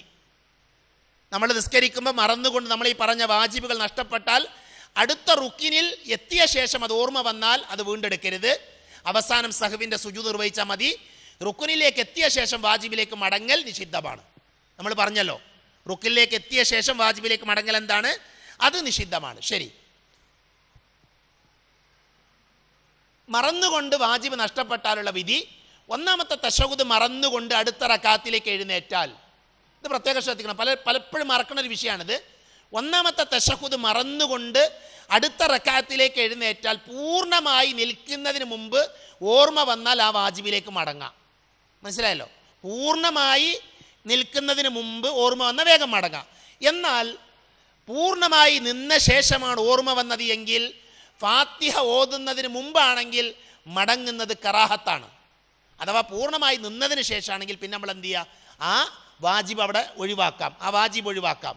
എന്നിട്ട് നമ്മൾ എന്ത് ചെയ്യുക, എന്നിട്ട് നമ്മൾ നിസ്കാരം തുടരാം. ഫാത്തിഹ ഓതിയതിന് ശേഷമാണ് മടങ്ങുന്നതെങ്കിൽ അത് നിഷിദ്ധവുമാണ്, അത് നിഷിദ്ധവുമാണ്. പ്രശ്നമല്ല മടക്കി സമയം നമുക്കൊന്നും പറ്റിയില്ലല്ലോ.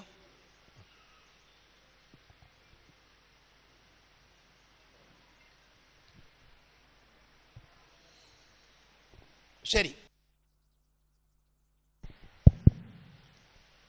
പ്രശ്നമില്ലല്ലോ, ഇല്ല കുഴപ്പമില്ല. ശരി, അപ്പം നമ്മൾ പറഞ്ഞത് നമസ്കാരത്തിൻ്റെ അർക്കാനുകൾ പറഞ്ഞു, നമസ്കാരത്തിൻ്റെ വാജിബുകൾ നമ്മൾ പറഞ്ഞു, അതുമായി ബന്ധപ്പെട്ട വിധികളും പറഞ്ഞു. ഇനി നമ്മൾ ഇന്ന് പറയുന്നത് നമസ്കാരത്തിൻ്റെ സുന്നത്തുകളാണ്. നമസ്കാരത്തിൻ്റെ സുന്നത്തുകൾ,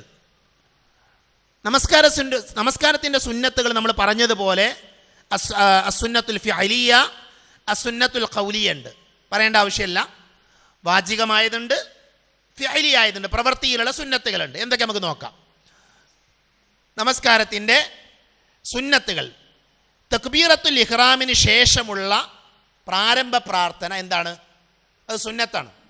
അപ്പം നമ്മുടെ മനസ്സിലുണ്ടാകണം എന്തറിയോ, നമ്മൾ നിസ്കരിക്കാൻ തുടങ്ങണം.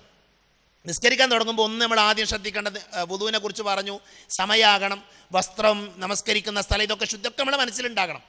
നിസ്കാരത്തിൻ്റെ കർമ്മങ്ങളിലേക്ക് നമ്മൾ പ്രവേശിക്കുന്ന സമയത്ത് നമുക്ക് നിയ്യത്തുണ്ടാകണം, നമ്മൾ ഖിബിലയിലേക്ക് നേരെ തിരിയണം. അങ്ങനെ നിസ്കാരത്തിൻ്റെ ആദ്യത്തെ കർമ്മം എന്ന് പറഞ്ഞാൽ തക്ബീറത്തുൽ ഇഹ്റാമാണ്. അപ്പോൾ ആ തക്ബീറത്തുൽ ഇഹ്റാം എന്താണ്, അത് റുക്കിനാണ്. അത് നമുക്ക് ഓർമ്മ ഉണ്ടാകണം. അപ്പോൾ നിങ്ങൾ ചെയ്യേണ്ടത് എന്താ വെച്ചാൽ, നമ്മൾ ഈ ക്ലാസ് കഴിയുമ്പോൾ നമുക്ക് കൃത്യമായ ബോധം ഉണ്ടാകണം, അറിവുണ്ടാകണം. നമ്മളൊരു പേപ്പർ എടുത്ത് നമുക്ക് എഴുതാൻ പറ്റണം, തക്ബീറത്തുൽ ഇഹ്റാം നിസ്കാരത്തിൻ്റെ റുക്കിനാണ്. ആ റുക്കിനില്ലെങ്കിൽ നിസ്കാരം ശരിയാവില്ല, നിസ്കാരം മടക്കി നിർവഹിക്കണം. അപ്പം അതെന്താണ്? അത് നിസ്കാരത്തിൻ്റെ റുക്കിനാണ്. രണ്ടാമത്തെ കർമ്മം എന്താണ്? നിസ്കാരത്തിൽ സാധാരണ നമ്മൾ ചെയ്യുന്ന രണ്ടാമത്തെ കർമ്മം അത് പ്രാരംഭ പ്രാർത്ഥനയാണ്. ആ പ്രാരംഭ പ്രാർത്ഥനയുടെ വിധി എന്താണ്? അത് സുന്നത്താണ്. എങ്ങനെയുള്ള സുന്നത്താണത്? ഖൗലിയായ സുന്നത്താണ്. അത് ഖൗലിയായ സുന്നത്താണ്. അഥവാ പ്രാരംഭ പ്രാർത്ഥന ചൊല്ലുക എന്നുള്ളത് ഖൗലിയായ സുന്നത്താണ്. മനസ്സിലായല്ലോ? ഒരാൾ പ്രാരംഭ പ്രാർത്ഥന ചൊല്ലാതെ നിസ്കരിച്ചു, പ്രശ്നമുണ്ടോ? ഒരു പ്രശ്നമല്ല. അതിൻ്റെ അർത്ഥം ചെല്ലണ്ടെന്നല്ല. എന്തു പറ്റി? അതിൻ്റെ അർത്ഥം ചൊല്ലണ്ടെന്നല്ല. മനസ്സിലായില്ലേ? ചൊല്ലുന്നതാണ് നബി സല്ലല്ലാഹു അലൈഹി വസല്ലമയുടെ നമസ്കാരത്തിൻ്റെ പൂർണ്ണമായ രൂപം. എന്നാൽ അത് സുന്നത്തായ എന്താ പറഞ്ഞ? ഓക്കെ, ശരി. അപ്പോൾ തക്ബീറത്തുൽ ഇഹ്റാമിന് ശേഷമുള്ള പ്രാരംഭ പ്രാർത്ഥന എന്താണ്? അത് നമസ്കാരത്തിൻ്റെ വാചികമായ ഖൗലിയായ സുന്നത്താണ്. രണ്ട്, ഫാത്തിഹയുടെ തുടക്കത്തിൽ അഊദു ചൊല്ലൽ, അതേപോലെ തന്നെ ബിസ്മി ഓതൽ. ഇത് രണ്ടും എന്താണ്? അഊദും ബിസ്മി ഓതുക എന്നുള്ള എന്താണ്? ഫാത്തിഹ ഓതൽ എന്താണ്? ഫാത്തിഹ ഓതൽ എന്താ? പറഞ്ഞോളി. റുക്കിനാണ്. ഫാത്തിഹ ഓതൽ റുക്കിനാണ് അല്ലേ? അപ്പൊ ഫാത്തിഹ ഓതലാണ് റുക്കിൻ. എന്നാൽ ഫാത്തിഹയുടെ തുടക്കത്തിൽ അഊദും ബിസ്മിയും ഓതുക എന്നുള്ളത് വാചികമായ ഖൗലിയായ സുന്നത്താണ്. അവിടെ നമ്മളൊരു വിഷയം കൂടി പഠിക്കേണ്ടത്, ഇപ്പം നമ്മുടെ നാട്ടിൽ ചില പള്ളികളിൽ ഉറക്കാവതും ബിസ്മി ഓതും അല്ലേ? ഉറക്കാവതും ബിസ്മി ഓതും. നമ്മൾ വിഷയങ്ങൾ എന്ത് ചെയ്യണമെന്ന് വെച്ചാൽ തർക്കിക്കാൻ വേണ്ടി പഠിക്കരുത്. നമ്മൾ വിഷയങ്ങളെ മനസ്സിലാക്കേണ്ടത്, ഇപ്പോൾ സാധാരണ സെലഫികളായ ആളുകൾക്കെതിരെ നമ്മുടെ നാട്ടിലുള്ള ആൾക്കാർ ആക്ഷേപം, ഞാൻ ഇതൊരു വിമർശനത്തിന് വേണ്ടി വിഷയം പഠിക്കാൻ വേണ്ടി പറയാം. അവർ ബിസ്മി ഓതാത്ത ആൾക്കാരാണ്, ബിസ്മി ഇല്ലാത്ത ആൾക്കാരാണ്, പിന്നെ എന്താ പറയുക, ബിസ്മി ഇല്ലാത്തതുകൊണ്ടാണ് നിസ്കാരം ശരിയാകൂല എന്നൊക്കെ പറയാറുണ്ട്. നമ്മൾ എന്തുകൊണ്ടാണ് ബിസ്മി പതുക്കെ ഓതുന്നത്? നബി സല്ലല്ലാഹു അലൈഹി വസല്ലം ബിസ്മി ആവുത് ഉറക്കോതിക്കണ്. നമുക്കത് അറിയാം, ഉറക്കോതിയിട്ടുണ്ട്. എന്തിനാ ഓതിയത്? ഔദും ബിസ്മിയും ഓതണമെന്ന് ഈ സമൂഹത്തെ പഠിപ്പിക്കാൻ വേണ്ടിയാണ് നബി സല്ലല്ലാഹു അലൈഹി വസല്ലം ഔദും ബിസ്മി ഉറക്കോതിയത്. നബി സല്ലല്ലാഹു അലൈഹി വസല്ലമയുടെ അധിക നമസ്കാരങ്ങളിലും നബി സല്ലല്ലാഹു അലൈഹി വസല്ലം എങ്ങനെ ഓതിയത്? പതുക്കെയാണ് ഓതിയത്. അത് സ്വഹാബികൾ ഉദ്ധരിച്ചു. പല ആളുകളും പറഞ്ഞു, ഞാൻ നബിയുടെയും അബൂബക്കർ, ഉമർ, ഉസ്മാൻ റളിയല്ലാഹു അൻഹും അജ്മഈൻ അവരെയൊക്കെ പിന്നിൽ ഞാൻ നിസ്കരിച്ചിട്ടുണ്ട്. അങ്ങനെ നിസ്കരിക്കുന്ന സമയത്ത് അവർ നിസ്കാരം തുടങ്ങിയത് അൽഹംദുലില്ലാഹി റബ്ബിൽ ആലമീൻ എന്ന് പറഞ്ഞാണ്. അപ്പം ഇന്ന് മനസ്സിലായത് എന്താ? അവർക്ക് ഔദും ബിസ്മിയും പതുക്കെ ഓതിയത്. എന്നാൽ ഉറക്കെ ഓതിയത് എന്തിനാ? ഇങ്ങനെ ഓതണമെന്ന് പഠിപ്പിക്കാൻ വേണ്ടിയാണ്. അത് സുന്നത്തായ ഒരു കാര്യമാണ്. അതുകൊണ്ട് തന്നെ ഔദും ബിസ്മിയും ഓതുക എന്നുള്ളത് എന്താണ്? അത് ഖൗലിയായ സുന്നത്താണ്. ഫാത്തിഹയുടെ അവസാനം ആമീൻ പറയൽ എന്താണ്? സുന്നത്താണ്. ഫാത്തിഹയുടെ അവസാനം ആമീൻ പറയണം. നമ്മൾ ഈ പല ആളുകളും മറന്നു പോകുന്ന സുന്നത്താണ്. നമ്മളൊക്കെ പള്ളികളിൽ ആമീനിൻ്റെ ശബ്ദം ഇങ്ങനെ കുറഞ്ഞു വരുന്ന കാലഘട്ടമാണ്. പരിശോധിച്ചാൽ മതി. നമ്മളൊക്കെ നാട്ടിലെ പള്ളികൾ പുരുഷന്മാരാണ് ഉറക്കാമീൻ പറയേണ്ടത്, സ്ത്രീകളല്ല. സ്ത്രീകളുടെ ശബ്ദം അവർ ഇതിൻ്റെ ആവശ്യമില്ല. പുരുഷന്മാർ ഉറക്കം എന്ത് ചെയ്യണം? പറയണം. അതിലൊരു സംശയമല്ല. സ്വഹാബികളുടെ പള്ളിയിൽ, മദീനത്തെ പള്ളിയിൽ അത് ഓലയായിരുന്നു, ഈ ഈന്തപ്പനയോലയായിരുന്നു. ആ ഈന്തപ്പനയോലയുള്ള പള്ളി, അതിൻ്റെ മേൽക്കൂര അത് വിറകൊള്ളുമാറ് അത്രമാത്രം ഉറക്ക സ്വഹാബികൾ എന്ത് പറയുമായിരുന്നു എന്നാ? ആമീൻ പറയുമായിരുന്നു എന്നാ. നമ്മളവിടെ വാർപ്പിൻ്റെതായിട്ട് പോലും എന്ത് ചെയ്യുന്നില്ല, ഒരു എക്കോ പോലും വരൂല. ഉറക്കൊച്ചട്ടാൽ എക്കോ വരും ശരിക്കും, അതുപോലും ഉണ്ടാവില്ല. നമ്മളൊക്കെ പള്ളിയിൽ പതിയാണ് ഇപ്പം എന്ത് ചെയ്യുന്നത്? പല ആളുകളും പറയാൻ ഒച്ചനെ പുറത്തേക്ക് വരില്ല, അത് ഉറക്കാമീൻ പറയണം. അതെന്താണത്? വാചികമായ സുന്നത്താണ്. ശരി. 5 ഫാത്തിഹയ്ക്ക് ശേഷം ഖുർആനിൽ നിന്ന് അല്പം പാരായണം ചെയ്യൽ, ഇതെന്താണ്? അത് സുന്നത്താണ്. ഇപ്പം ഞാൻ പറഞ്ഞത് എന്താ വെച്ചാൽ, നമ്മൾ നിസ്കരിക്കുന്ന സമയത്ത് തക്ബീറത്തുൽ ഇഹ്റാം നിസ്കാരത്തിൻ്റെ റുക്കിനാണ്. പ്രാരംഭ പ്രാർത്ഥന നമസ്കാരത്തിൻ്റെ ഖൗലിയായ സുന്നത്താണ്. ഔദും ബിസ്മിയും ഓതുക, ഫാത്തിഹയുടെ മുമ്പ് ഔദും ബിസ്മി ഓതുക എന്നുള്ളത് നമസ്കാരത്തിൻ്റെ ഖൗലിയായ സുന്നത്താണ്. ഫാത്തിഹ ഓതുക എന്നുള്ളത് നമസ്കാരത്തിൻ്റെ റുക്കിനാണ്. ആമീൻ പറയുക എന്നുള്ളത് നമസ്കാരത്തിൻ്റെ സുന്നത്തിന്. ഇങ്ങനെ പറയാൻ പറ്റണം നമുക്ക്. ഇങ്ങനെ നമ്മൾ പഠിക്കണം. അപ്പോഴാണ് നമ്മളെ നമസ്കാരത്തിൻ്റെ ആത്മാവറിഞ്ഞ് നിസ്കരിക്കുന്ന ആൾക്കാരാകുക. എന്തുകൊണ്ടാണ് നിസ്കാരത്തിൽ ഭക്തി ഇല്ലാത്തത്? ഇത് നമുക്ക് അറിയാത്തതുകൊണ്ടാണ്. നമ്മൾ ഈ ചെയ്യുന്ന കാര്യം എന്താ നമുക്കറിയില്ല. ഞാൻ ആരെയും കുറ്റപ്പെടുത്താൻ വേണ്ടി പറഞ്ഞല്ല. അതുകൊണ്ട് തന്നെ ഇങ്ങനെ ഒരു ആഴത്തിലൊരു പഠനം നമസ്കാരവുമായി ബന്ധപ്പെട്ട് നമ്മൾ ഓരോരുത്തരും നടത്തൽ എന്താണ്? അനിവാര്യമാണ്. അപ്പം നോക്കൂ നിങ്ങൾ, ഫാത്തിഹയ്ക്ക് ശേഷം ഖുർആനിൽ നിന്ന് അല്പം പാരായണം ചെയ്യൽ, ഇമാമ് ഉറക്ക ഓതൽ, റുക്കൂഇലെ പ്രാർത്ഥന ഒന്നിലധികം തവണ ചൊല്ലൽ. അപ്പം അവിടെയുള്ള ഹുക്കും എന്താ? ഒരു തവണ ചൊല്ലൽ. എന്താ ഹുക്കും? ഒരു തവണ ചൊല്ലൽ എന്താ? പറഞ്ഞോളി. റുക്കിന വാജിബാണ്. ഒന്നിലധികം തവണ ചൊല്ലൽ സുന്നത്തായ കാര്യമാണ്. അതേപോലെ തന്നെ ഇഅ്തിദാലിലെ പ്രാർത്ഥനയിൽ റബ്ബനാ വലക്കൽ ഹംദു എന്നതിന് ശേഷം അധികമായി പറയൽ. ഇഅ്തിദാലിൽ റബ്ബനാ ലക്കൽ ഹംദ്, അതെന്താ? വാജിബാണ്. റബ്ബനാ വലക്കൽ ഹംദു മിൽഅസ് സമാവാതി വമിൽഅൽ അർളി വമിൽഅ മാ ശിഅത മിൻ ഷൈഇൻ ബഅദ് എന്ന് പറഞ്ഞ പ്രാർത്ഥനകളുണ്ട്, പല ദുആകളുണ്ട്. ആ ദുആകൾ നിർവഹിക്കൽ എന്താ? അത് നമസ്കാരത്തിന്റെ ഖൗലിയായ സുന്നത്താണ്. അതേപോലെ തന്നെ ഒൻപതാമത്തത് സുജൂദിലെ പ്രാർത്ഥന ഒന്നിലധികം ചൊല്ലൽ, ഇടയിലെ ഇരുത്തത്തിലെ പ്രാർത്ഥന ഒന്നിലധികം തവണ ചൊല്ലൽ, അവസാനത്തെ തശഹുദിലും സ്വലാത്തിനും ശേഷം പ്രാർത്ഥിക്കൽ. അവസാനത്തെ തശഹുദിനും സ്വലാത്തിനും ശേഷം പ്രാർത്ഥിക്കൽ. ഇൻഷാ അല്ലാഹ് കുറേ പ്രാർത്ഥനകളുണ്ട്. നമ്മൾ ഒരു ഭാഗം നമ്മൾ എന്ത് ചെയ്യും? നിസ്കാരത്തിൻ്റെ തുടക്കത്തിലെ പ്രാർത്ഥന മുതൽ, പ്രാരംഭ പ്രാർത്ഥന മുതൽ അവസാനത്തെ പ്രാർത്ഥന വരെ എന്ത് ചെയ്യും? ഒരു ക്ലാസ്സിൽ നമ്മളത് മാത്രം വിശദീകരിക്കും ഇൻഷാ അല്ലാഹ്. അപ്പം നോക്കൂ നിങ്ങൾ, നമസ്കാരത്തിൻ്റെ സുന്നത്തുകൾ നമ്മൾ പറഞ്ഞു കഴിഞ്ഞു. അപ്പോൾ ഇതിൽ കൺഫ്യൂഷൻ ഉണ്ടാകാൻ പാടില്ല. ഞാൻ പറയുന്നത്, നമ്മുടെ ഈ ക്ലാസ് കൊണ്ട് പറയുന്ന എനിക്കും കേൾക്കുന്ന നിങ്ങൾക്കും കിട്ടേണ്ട നേട്ടമെന്ന് പറഞ്ഞാൽ, നമ്മൾ ചെയ്യുന്ന കർമ്മം എന്താണ് എന്ന് നമുക്കറിയണം. നമ്മൾ നിസ്കാരത്തിൽ ചെയ്യുന്ന കർമ്മം എന്താണ് നമുക്കറിയണം. ഏത് സമയത്ത് ചോദിച്ചാൽ നമുക്ക് പറയാൻ പറ്റണം. ഇഅ്തിദാൽ എന്താണ് അറിവുണ്ടാകണം. അത് റുക്നാണോ വാജിബാണോ സുന്നത്താണോ പറയാൻ പറ്റണം. അതേപോലെ തന്നെ സുജൂദ് എന്താണ്, സുജൂദിലെ പ്രാർത്ഥന എന്താണ്, സുജൂദിലെ പ്രാർത്ഥന വർദ്ധിപ്പിക്കൽ എന്താണ്, ഒന്നിലധികം തവണ ചൊല്ലൽ എന്താണ്, സലാം വീട്ടൽ എന്താണ്, തശഹുദ് എന്താണ്, ഒന്നാമത്തെ തശഹുദ് എന്താണ്, രണ്ടാമത്തെ തശഹുദ് എന്താണ്, സ്വലാത്ത് ചൊല്ലൽ എന്താണ്, ഇങ്ങനെ പറയാൻ പറ്റണം. അപ്പം അതുകൊണ്ട് തന്നെ ഈ ക്ലാസ് ഇൻഷാ അല്ലാഹ് ഞാൻ അവസാനിപ്പിക്കാൻ പോവാണ്. അപ്പം ഇവിടെ എന്ത് ചെയ്യണം? അത്തരം ഒരു ഉപയോഗം എന്ത് ചെയ്യണം? നമുക്ക് ഉണ്ടാക്കണം. ഈ നോക്കൂ നിങ്ങൾ, നമസ്കാരത്തിൻ്റെ പ്രവൃത്തിയിലുള്ള സുന്നത്തുകൾ, നമസ്കാരത്തിൻ്റെ പ്രവൃത്തിയിലുള്ള സുന്നത്ത്, നമസ്കാരത്തിൻ്റെ പ്രവൃത്തിയിലുള്ള സുന്നത്തുകൾ അഥവാ ഫിഅലിയായ സുന്നത്തുകൾ. ഈ സൈഡ് ഞങ്ങൾക്ക് ഗ്രൂപ്പിൽ തരും ഇൻഷാ അല്ലാഹ്. നിങ്ങൾ ഇടങ്ങാറായാലും ഫോട്ടോ എടുക്കണ്ട. ശരി. അപ്പോൾ നമസ്കാരത്തിൻ്റെ പ്രവൃത്തിയിലുള്ള സുന്നത്തുകൾ അഥവാ ഫിഅലിയായ സുന്നത്തുകൾ, നമ്മൾ ഖൗലിയായതാ പറഞ്ഞത്, ഫിഅലിയായ സുന്നത്ത് ഇതുകൂടെ പറഞ്ഞ് നമുക്ക് അവസാനിപ്പിക്കാം ഇൻഷാ അല്ലാഹ്. ബോറാകാൻ പാടില്ലല്ലോ. ഒന്ന്, തക്ബീറത്തുൽ ഇഹ്റാമിൽ കൈകൾ ഉയർത്തൽ. തക്ബീറത്തുൽ ഇഹ്റാമിൽ കൈകൾ ഉയർത്തണം. ഇൻഷാ അല്ലാഹ് നമ്മളിത് ഒന്നും കൂടെ നമ്മൾ വിശദീകരിക്കും. ഇതിൻ്റെ ഓരോ രൂപത്തിലേക്ക് പോകുമ്പോൾ പറയും എങ്ങനെയാണ് കൈ ഉയർത്തേണ്ട, രൂപം എന്താ, അതിൻ്റെ സീഗ എന്താണ്, എത്ര ഉയർത്തണം, എങ്ങനെ കൈ പിടിക്കണം, അതൊക്കെ നമ്മൾ കാണിക്കും. അങ്ങനെ നമുക്ക് ഇൻഷാ അല്ലാഹ് കാണിച്ചിട്ട് പിന്നീട് നമുക്ക് വിശദീകരിക്കാം. അപ്പോൾ ഇത് നമ്മൾ പഠിച്ചു വെക്കുക. തക്ബീറത്തുൽ ഇഹ്റാമിൽ കൈകൾ ഉയർത്തൽ എന്താണ്? അത് നിസ്കാരത്തിൻ്റെ ഫിഅലിയായ സുന്നത്താണ്. റുക്കൂഇലേക്ക് പോകുമ്പോൾ കൈകൾ ഉയർത്തൽ, റുക്കൂഇൽ നിന്ന് ഉയരുമ്പോൾ കൈകൾ ഉയർത്തൽ, ഒന്നാമത്തെ തശഹുദിൽ നിന്ന് ഉയരുമ്പോൾ കൈകൾ ഉയർത്തൽ, ഖിയാമിൽ ഇടത് കൈയിന്മേൽ വലത് കൈ വെക്കൽ. എന്താ? നമ്മൾ നിൽക്കുന്ന സമയത്ത്, നിൽക്കുന്ന നേരത്തെ നമ്മൾ ഇടത് കൈയിൻ്റെ മേൽ വലത് കൈയിൽ വെക്കൽ. തക്ബീറത്തുൽ ഇഹ്റാം അല്ലാഹു അക്ബർ കൈവെക്കണ രൂപം, അതൊക്കെ എന്താണ്? ഫിഅലിയായ സുന്നത്താണ്. സുജൂദിൻ്റെ സ്ഥാനത്തേക്ക് നോക്കൽ, ഇരു കാലുകൾ അകത്തി നിൽക്കൽ, റുക്കൂഇൽ, ഇത് നമ്മൾ നിസ്കാരത്തിൽ നിൽക്കുന്ന അതുമായി ബന്ധപ്പെട്ട ഇരു കാലുകൾ അകത്തി നിൽക്കൽ എന്ന് പറയുന്നത്. റുക്കൂഇൽ കൈകൾ കൊണ്ട് കാൽമുട്ടുകൾ പിടിക്കൽ, സുജൂദിൽ അവയവങ്ങൾ കൃത്യമായി നിലത്ത് പതിക്കൽ, സുജൂദിൽ ഇരു കക്ഷങ്ങൾ വെളിവാകും വിധം കൈമുട്ടുകൾ അകറ്റിവെക്കൽ, സുജൂദുകൾക്കിടയിലും ആദ്യത്തെ തശഹുദിലും ഇഫ്തിറാഷിന്റെ ഇരുത്തം ഇരിക്കൽ, സുജൂദുകൾക്കിടയിലും തശഹുദുകളിലും ഇരു കൈകൾ കാൽമുട്ടിലോ തുടയിലോ വെക്കൽ, സലാം വീട്ടുമ്പോൾ ഇരുഭാഗത്തേക്ക് തല ചരിക്കൽ. ഇതൊക്കെ സുന്നത്താണ്. ഇതൊക്കെ നമ്മൾ ചെയ്യുന്ന കാര്യങ്ങളാണ്. ഇതൊക്കെ നമ്മളെല്ലാവരും ചെയ്യുന്ന കാര്യങ്ങളാണ്. അപ്പം ഇത് പഠിച്ചാൽ മതി. നമ്മളൊന്ന് ഒരു പക്ഷെ ഇപ്പം ഞാൻ പറയുമ്പോൾ നിങ്ങൾക്ക് ഒന്നായിട്ട് ക്യാച്ച് ചെയ്യാൻ പറ്റണില്ലെങ്കിലും ഇതൊന്ന് എടുത്തു വെച്ചിട്ട് എന്ത് ചെയ്യുക, ഒരു കുറച്ച് സമയം എന്ത് ചെയ്യുക, ഒന്ന് മാറ്റി വെച്ച് നമ്മളിങ്ങനെ വായിച്ചു നോക്കുക. ഞാൻ പറഞ്ഞതാ, ഈ സ്ലൈഡ് നിങ്ങൾക്ക് ഗ്രൂപ്പിൽ കിട്ടും. അപ്പം നിങ്ങളത് എടുത്തു വെച്ച് വായിക്കണം, നിർബന്ധമായിട്ടും വായിക്കണം. ഞാൻ കഴിഞ്ഞ ദിവസം ബഹുമാന്യനായ ഫൈസൽ മൗലവിയുടെ ഒരു ചെറിയ കുറിപ്പ്, ചിലപ്പോൾ നിങ്ങളെ കണ്ടിട്ടുണ്ടാവും അല്ലേ, നമ്മളോട് അദ്ദേഹത്തിൻ്റെ നാട്ടിലൊരു പള്ളി ഉണ്ടാക്കുന്നുണ്ട്, ഒരു പുതിയ പള്ളി ഉണ്ടാക്കുന്നുണ്ട്. അതുമായി ബന്ധപ്പെട്ട് അവിടെ തുടങ്ങാൻ പോണ ഒരു കോഴ്സിൻ്റെ ഹദീത്ത് പഠനവുമായി ബന്ധപ്പെട്ട് പഠിക്കാൻ താല്പര്യമുള്ള 10 ആളുകളെ ക്ഷണിച്ചുകൊണ്ട് അദ്ദേഹം എഴുതിയൊരു കുറിപ്പാണ്. ആ കുറിപ്പ് ശരിക്കും നമ്മളൊക്കെ നെഞ്ചത്ത് തറക്കണ കുറിപ്പാണ്. നമ്മളിൽ ഇന്ന് മഹാഭൂരിപക്ഷം വരുന്ന പ്രസംഗിക്കുന്ന ആൾക്കാരാകട്ടെ, ക്ലാസ് എടുക്കുന്ന അല്ലാത്തവരാകട്ടെ, നമ്മളൊക്കെ വായിച്ചു തീർത്ത പുസ്തകങ്ങളുടെ എണ്ണം എത്രയാണ്? അറബിയുള്ള ഗ്രന്ഥങ്ങൾ നമുക്ക് വായിക്കാറില്ല. മലയാളത്തിൽ തന്നെ എത്രയോ പുസ്തകങ്ങളുണ്ട്, ഒന്നുപോലും പൂർണ്ണമായി വായിക്കാത്ത ആൾക്കാരാണ് നമ്മളിൽ മഹാഭൂരിപക്ഷം ആൾക്കാരും. നമ്മൾ പഠിക്കുന്ന വിഷയത്തിൽ ഞാൻ ആരെയും കുറ്റം പറയാൻ വേണ്ടി പറഞ്ഞതല്ല, ഇതെനിക്കും നിങ്ങൾക്കുള്ളൊരു ഓർമ്മപ്പെടുത്തലാണ്. നമ്മളൊന്ന് ആലോചിക്കേണ്ട, നമ്മളൊന്ന് ചിന്തിക്കേണ്ട മേഖലയാണ്.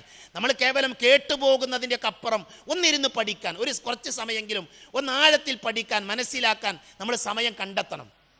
അത്തരം ഒരു ഓർമ്മപ്പെടുത്തലാണ് ഫൈസൽ മൗലവിയുടെ ആ കുറിപ്പിൽ വായിക്കാൻ പറ്റിയത്. അതുകൊണ്ട് തന്നെ നമ്മൾ ഇതെന്ത് ചെയ്യണം, ഈ സ്ലൈഡ് വെച്ചിട്ട്, ഇനി ഇത് വേണമെന്നില്ല, ഇതിൻ്റെ വിശാലമായ രൂപങ്ങളുള്ള പുസ്തകങ്ങളുണ്ട്. ഏതായാലും എന്ത് ചെയ്യണം, നമ്മൾ ചെയ്യുന്ന കർമ്മത്തിൻ്റെ നേരെ നമുക്ക് എഴുതാൻ പറ്റണം. ഇത് റുക്കിനാണ്, ഇത് വാജിബാണ്, ഇത് സുന്നത്താണ്, ആ സുന്നത്തിൽ തന്നെ ഫിഅലിയായതാണ്, ഖൗലിയായതാണ് എന്ന് നമുക്ക് പറയാൻ പറ്റണം. അങ്ങനെ എന്ത് ചെയ്യണം? നമ്മൾ നമസ്കാരത്തെ പഠിക്കാൻ വേണ്ടി നമ്മൾ ശ്രദ്ധിക്കണം. ശരി, ഇനി നിസ്കാരം ബാത്തിലാകുന്ന കാര്യം ഇതുകൂടെ പറഞ്ഞ് നമുക്ക് എന്ത് ചെയ്യാം, ഇന്നത്തെ ചോദ്യോത്തരത്തിലേക്ക് പോകാം ഇൻഷാ അല്ലാഹ്. നമസ്കാരം ബാത്തിലാക്കുന്ന കാര്യങ്ങൾ. ഒന്ന്, നിസ്കാരത്തിൽ മനഃപൂർവ്വം സംസാരം നിർവഹിച്ചാൽ എന്ത് ചെയ്യും? നിസ്കാരം ബാത്തിലാവും. നിസ്കാരത്തിൽ ഫോൺ എടുക്കാൻ പറ്റൂല, ഒരാൾ ബെല്ലടിച്ചാൽ ഞാൻ നിസ്കരിക്കാന്ന് വിളിച്ചു പറയാൻ പറ്റൂല, അഥവാ നിസ്കാരത്തിലുള്ളതല്ലാത്ത ഒരു വർത്താനം എവിടെ ഉണ്ടാകാൻ പറ്റൂല? നിസ്കാരത്തിൽ ഉണ്ടാകാൻ പറ്റില്ല. മനഃപൂർവ്വമുള്ള സംസാരം നമസ്കാരം ബാത്തിലാക്കുന്ന കാര്യമാണ്. മനഃപൂർവ്വം തിന്നലും കുടിക്കലും എന്താണ്? നിസ്കാരത്തെ ബാത്തിലാക്കുന്ന കാര്യമാണ്. അത് നിർബന്ധ നിസ്കാരത്തെ മാത്രമല്ല, ഐച്ഛിക നിസ്കാരത്തെയും. മനസ്സിലായില്ലേ? ഇപ്പോൾ ഖിയാമുല്ലയിലൊക്കെ നിസ്കരിക്കുമ്പോൾ പണ്ട് കാലത്ത് കുട്ടികൾ മുട്ടായിയൊക്കെ കൊടുത്ത് തിന്നാറുണ്ട് പറഞ്ഞിട്ടുണ്ട്. ഖിയാമുല്ലയിലൊക്കെ കുറേ നേരം സുജൂദൊക്കെ ചെയ്യുമല്ലോ, സുജൂദിൽ നിന്ന് മുട്ടായി എന്ന പരിപാടിയൊക്കെ ഉണ്ടേനി. അപ്പം അതുകൊണ്ട് തന്നെ അത് നിസ്കാരത്തെ ബാത്തിലാക്കുന്ന കാര്യമാണ്. അനാവശ്യമായ അധികരിച്ച ചലനങ്ങൾ ഇവിടെ മനസ്സിലാക്കണം. നിസ്കാരത്തിലില്ലാത്ത കർമ്മങ്ങളാണ്. നിസ്കാരം തന്നെ കുറേ ചലനങ്ങളാണ്. നിസ്കാരത്തിൽ കുറേ ചലനം, അല്ലാഹു അക്ബർ ചലനമാണ്. അപ്പോൾ ഈ അനാവശ്യ ചലനങ്ങൾ എന്താ? നിസ്കാരത്തിലില്ലാത്ത, ആവശ്യമില്ലാത്ത ഒരാളെ ഉറുമ്പൊടിച്ചു, അയാൾ നിസ്കാരത്തിൽ അനങ്ങാൻ പാടില്ല, അങ്ങനെ വേദന സഹിക്കേണ്ട ആവശ്യമില്ല, അതിനെടുത്ത് കളയാ. നന്നായിട്ട് ചൊറിഞ്ഞു, അയാൾക്ക് മാന്ത, അതിനൊന്നും പ്രശ്നമല്ല. അനാവശ്യമായിട്ട് എന്ത് ചെയ്യാൻ പാടില്ല? നമ്മൾ ചലനങ്ങൾ എന്ത് ചെയ്യണം? അത് നിസ്കാരത്തെ ബാത്തിലാക്കുന്ന കാര്യമാണ്. പൊട്ടിച്ചിരിക്കൽ നിസ്കാരത്തെ ബാത്തിലാക്കുന്ന കാര്യമാണ്. മനഃപൂർവ്വം റുക്കിനോ വാജിബോ ഒഴിവാക്കൽ എന്താണ്? നമ്മൾ നേരത്തെ പറഞ്ഞു, അത് നിസ്കാരത്തെ ബാത്തിലാക്കുന്ന കാര്യമാണ്. വുളൂ മുറിഞ്ഞാൽ എന്ത് ചെയ്യും? നിസ്കാരം ബാത്തിലാകും. ഔറത്ത് വെളിവായാൽ എന്ത് ചെയ്യും? നിസ്കാരം ബാത്തിലാകും. നമസ്കരിച്ചു കൊണ്ടിരിക്കെ നീക്കാനാവാത്ത വിധം നജസുണ്ടാകൽ എന്ത് ചെയ്യും? നിസ്കാരത്തെ ബാത്തിലാക്കും. വസ്ത്രത്തിലോ ചെരുപ്പിലോ മറ്റോ നജസ് കാണുകയും ഔറത്ത് വെളിവാകാത്ത വിധം നമസ്കാരത്തിനിടയിൽ അത് ഊരി വെക്കാൻ കഴിയുമെങ്കിൽ അങ്ങനെ ചെയ്യാം, നമസ്കാരം മുറിയുകയില്ല. ഒരിക്കൽ നബി ഇങ്ങനെ നിസ്കരിക്കണം. നിസ്കരിക്കുമ്പോൾ ചെരുപ്പ് ധരിക്കാൻ പറ്റൂല്ലേ? ചെരുപ്പ് ധരിക്കാൻ പറ്റും നിസ്കരിക്കുമ്പോൾ? പറഞ്ഞോളി. പറ്റും, ചെരുപ്പ് നിസ്കരിക്കാൻ പറ്റും. നമ്മുടെ പള്ളിയിൽ ഇപ്പോൾ മമ്പാടുത്ത പള്ളിയിലോ അല്ലെങ്കിൽ വടവർത്ത പള്ളിയിലോ ഞാൻ ഇരുന്ന് നാളെ ചെരുപ്പിട്ട് പോകണ്ട, അത് പറ്റൂല. അവിടെ ഒരു ആദത്തുണ്ട്, അത് നമ്മൾ പാലിക്കണം. നബിയുടെ കാലഘട്ടം നബി സല്ലല്ലാഹു അലൈഹി വസല്ലം സ്വഹാബികളെ ചെരുപ്പ് നിസ്കരിച്ചിട്ടുണ്ട്. കാരണം അന്നത്തെ പള്ളി അങ്ങനെയാണ്, ഇന്നത്തെ പള്ളി പോലെയല്ല. അപ്പോൾ നബിയർക്ക് നിസ്കരിക്കുന്ന സമയത്ത് നബി സല്ലല്ലാഹു അലൈഹി വസല്ലം എന്ത് ചെയ്തു? പെട്ടെന്ന് ചെരുപ്പ് അഴിച്ചു വെച്ചു. അത് കണ്ട സ്വഹാബികൾ നിസ്കാരത്തിൽ ചെരുപ്പ് അഴിച്ചു വെച്ചു. അപ്പോൾ സ്വഹാബികൾ ചോദിച്ചു, നബി നിസ്കാരം കഴിഞ്ഞപ്പോൾ സ്വഹാബികൾ ചോദിച്ചു, നിങ്ങളെന്തിനാ എല്ലാവരും ചെരുപ്പ് അഴിച്ചത്? അപ്പം നബി നിങ്ങൾ ചെരുപ്പഴിക്കുന്ന കണ്ട ഞങ്ങൾ അയച്ചത്. അപ്പം നബി പറഞ്ഞു, ഞാൻ ചെരുപ്പഴിക്കാൻ കാരണം എൻ്റെ ചെരുപ്പിൽ നജസുണ്ട് എന്ന് ജിബ്രീൽ വന്ന് എന്നോട് പറഞ്ഞു, അതുകൊണ്ടാണ് അഴിച്ചു വെച്ചത്. അതാണ് ഇവിടെ പറഞ്ഞത്. നമുക്ക് അഴിച്ചു വെക്കാൻ, നമസ്കാരത്തിൽ ഔറത്ത് വെളിവാകാത്ത വിധം അത് ഊരി വെക്കാൻ കഴിയുമെങ്കിൽ എന്ത് ചെയ്യുക? അത് അഴിച്ചു വെക്കാൻ പറ്റുന്ന അവസ്ഥ നമുക്ക് അഴിച്ചു വെക്കാം. അപ്പം എന്ത് ചെയ്യില്ല? നിസ്കാരം ബാത്തിലാവില്ല എന്നർത്ഥം. ശരി, നിയ്യത്ത് മാറൽ. അപ്പം നിയ്യത്ത് അനിവാര്യമാണ്. നിയ്യത്ത് എന്ത് ചെയ്യണം? ഇല്ലെങ്കിൽ നിസ്കാരം ശരിയാവില്ല. ഖിബിലയുടെ സ്ഥാനത്ത് നിന്നും മാറൽ, ഖിബിലയിലേക്ക് തിരിഞ്ഞാൽ നിസ്കരിക്കേണ്ടത്. അപ്പം അത് തെറ്റാൻ പാടില്ല എന്നർത്ഥം. നിസ്കാരത്തിൻ്റെ തുടക്കം മുതൽ അവസാനം വരെ നമ്മൾ കൊണ്ടു നടക്കേണ്ട ഒരു ഷർത്താണെന്ത്? ഖിബിലക്ക് നേരത്തെ. ഇത് യുദ്ധത്തിലെ നിസ്കാരത്തിൽ, അതേപോലെ തന്നെ യാത്രക്കാരൻ നിസ്കാരത്തിൽ ആ നിയമം ബാധകല. ഇൻഷാ അല്ലാഹ് നമ്മൾ വിശദീകരിക്കും ഇൻഷാ അല്ലാഹ്.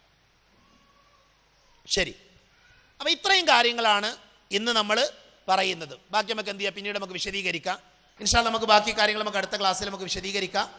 ഒന്നെങ്കിൽ നോമ്പിൽ അല്ലെങ്കിൽ നോമ്പ് കഴിഞ്ഞിട്ട്. എന്തായാലും കാര്യങ്ങൾ കൃത്യമായി പഠിക്കാനും മനസ്സിലാക്കാനും നമ്മളെല്ലാവരും പരിശ്രമിക്കുക, ആത്മാർത്ഥമായി പ്രാർത്ഥിക്കുക.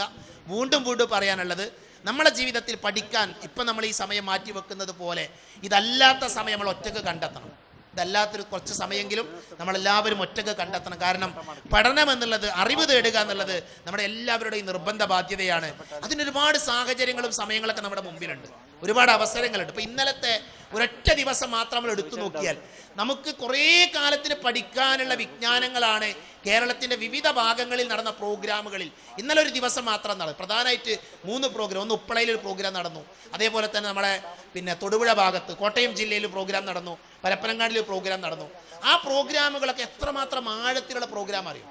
അതിൽ നമ്മുടെ പണ്ഡിതന്മാർ അവതരിപ്പിച്ച വിഷയങ്ങൾ നമുക്ക് കുറേ കാലത്തിന് പഠിക്കാനുള്ള, പക്ഷെ നമ്മളൊന്നും എന്ത് ചെയ്യുന്നില്ല, നന്നായി കേൾക്കുന്ന ആൾക്കാരല്ല. അപ്പം അതുകൊണ്ട് തന്നെ ഞാൻ പറഞ്ഞാൽ ആരെയും കുറ്റപ്പെടുത്താൻ വേണ്ടി പറഞ്ഞതല്ല, ഇത് ഞാൻ എന്നെയും നിങ്ങളെ ഓർമ്മപ്പെടുത്തണം. നമ്മുടെ ജീവിതത്തിൽ പഠിക്കാൻ നമ്മൾ ആത്മാർത്ഥമായി പരിശ്രമിക്കണം. അല്ലാഹു സുബ്ഹാനഹു വ തആല അവൻ്റെ ദീന് പഠിക്കുന്ന, അതനുസരിച്ച് ജീവിക്കുന്ന, അത് മറ്റുള്ള ആളുകൾക്ക് സത്യസന്ധമായി എത്തിച്ചു കൊടുക്കുന്ന നല്ല വിശ്വാസികളുടെ കൂട്ടത്തിൽ എന്നെയും നിങ്ങളെയും ഉൾപ്പെടുത്തി അനുഗ്രഹിക്കുമാറാകട്ടെ. അറിഞ്ഞും അറിയാതെയും നമ്മുടെ ജീവിതത്തിൽ സംഭവിച്ചു പോയ ചെറുതും വലുതുമായ എല്ലാ തെറ്റുകുറ്റങ്ങളും അല്ലാഹു പുറത്ത് മാപ്പാക്കി തരുമാറാകട്ടെ. മഹത്തായ ഈ പ്രോഗ്രാമിൻ്റെ പിന്നിൽ ഒരുപാട് ആളുകളുടെ അധ്വാനം പ്രവർത്തനമുണ്ട്, ഒരുപാട് ആളുകളുടെ പ്രവർത്തനങ്ങൾ അള്ളാഹു അത് സ്വീകരിക്കുമാറാകട്ടെ.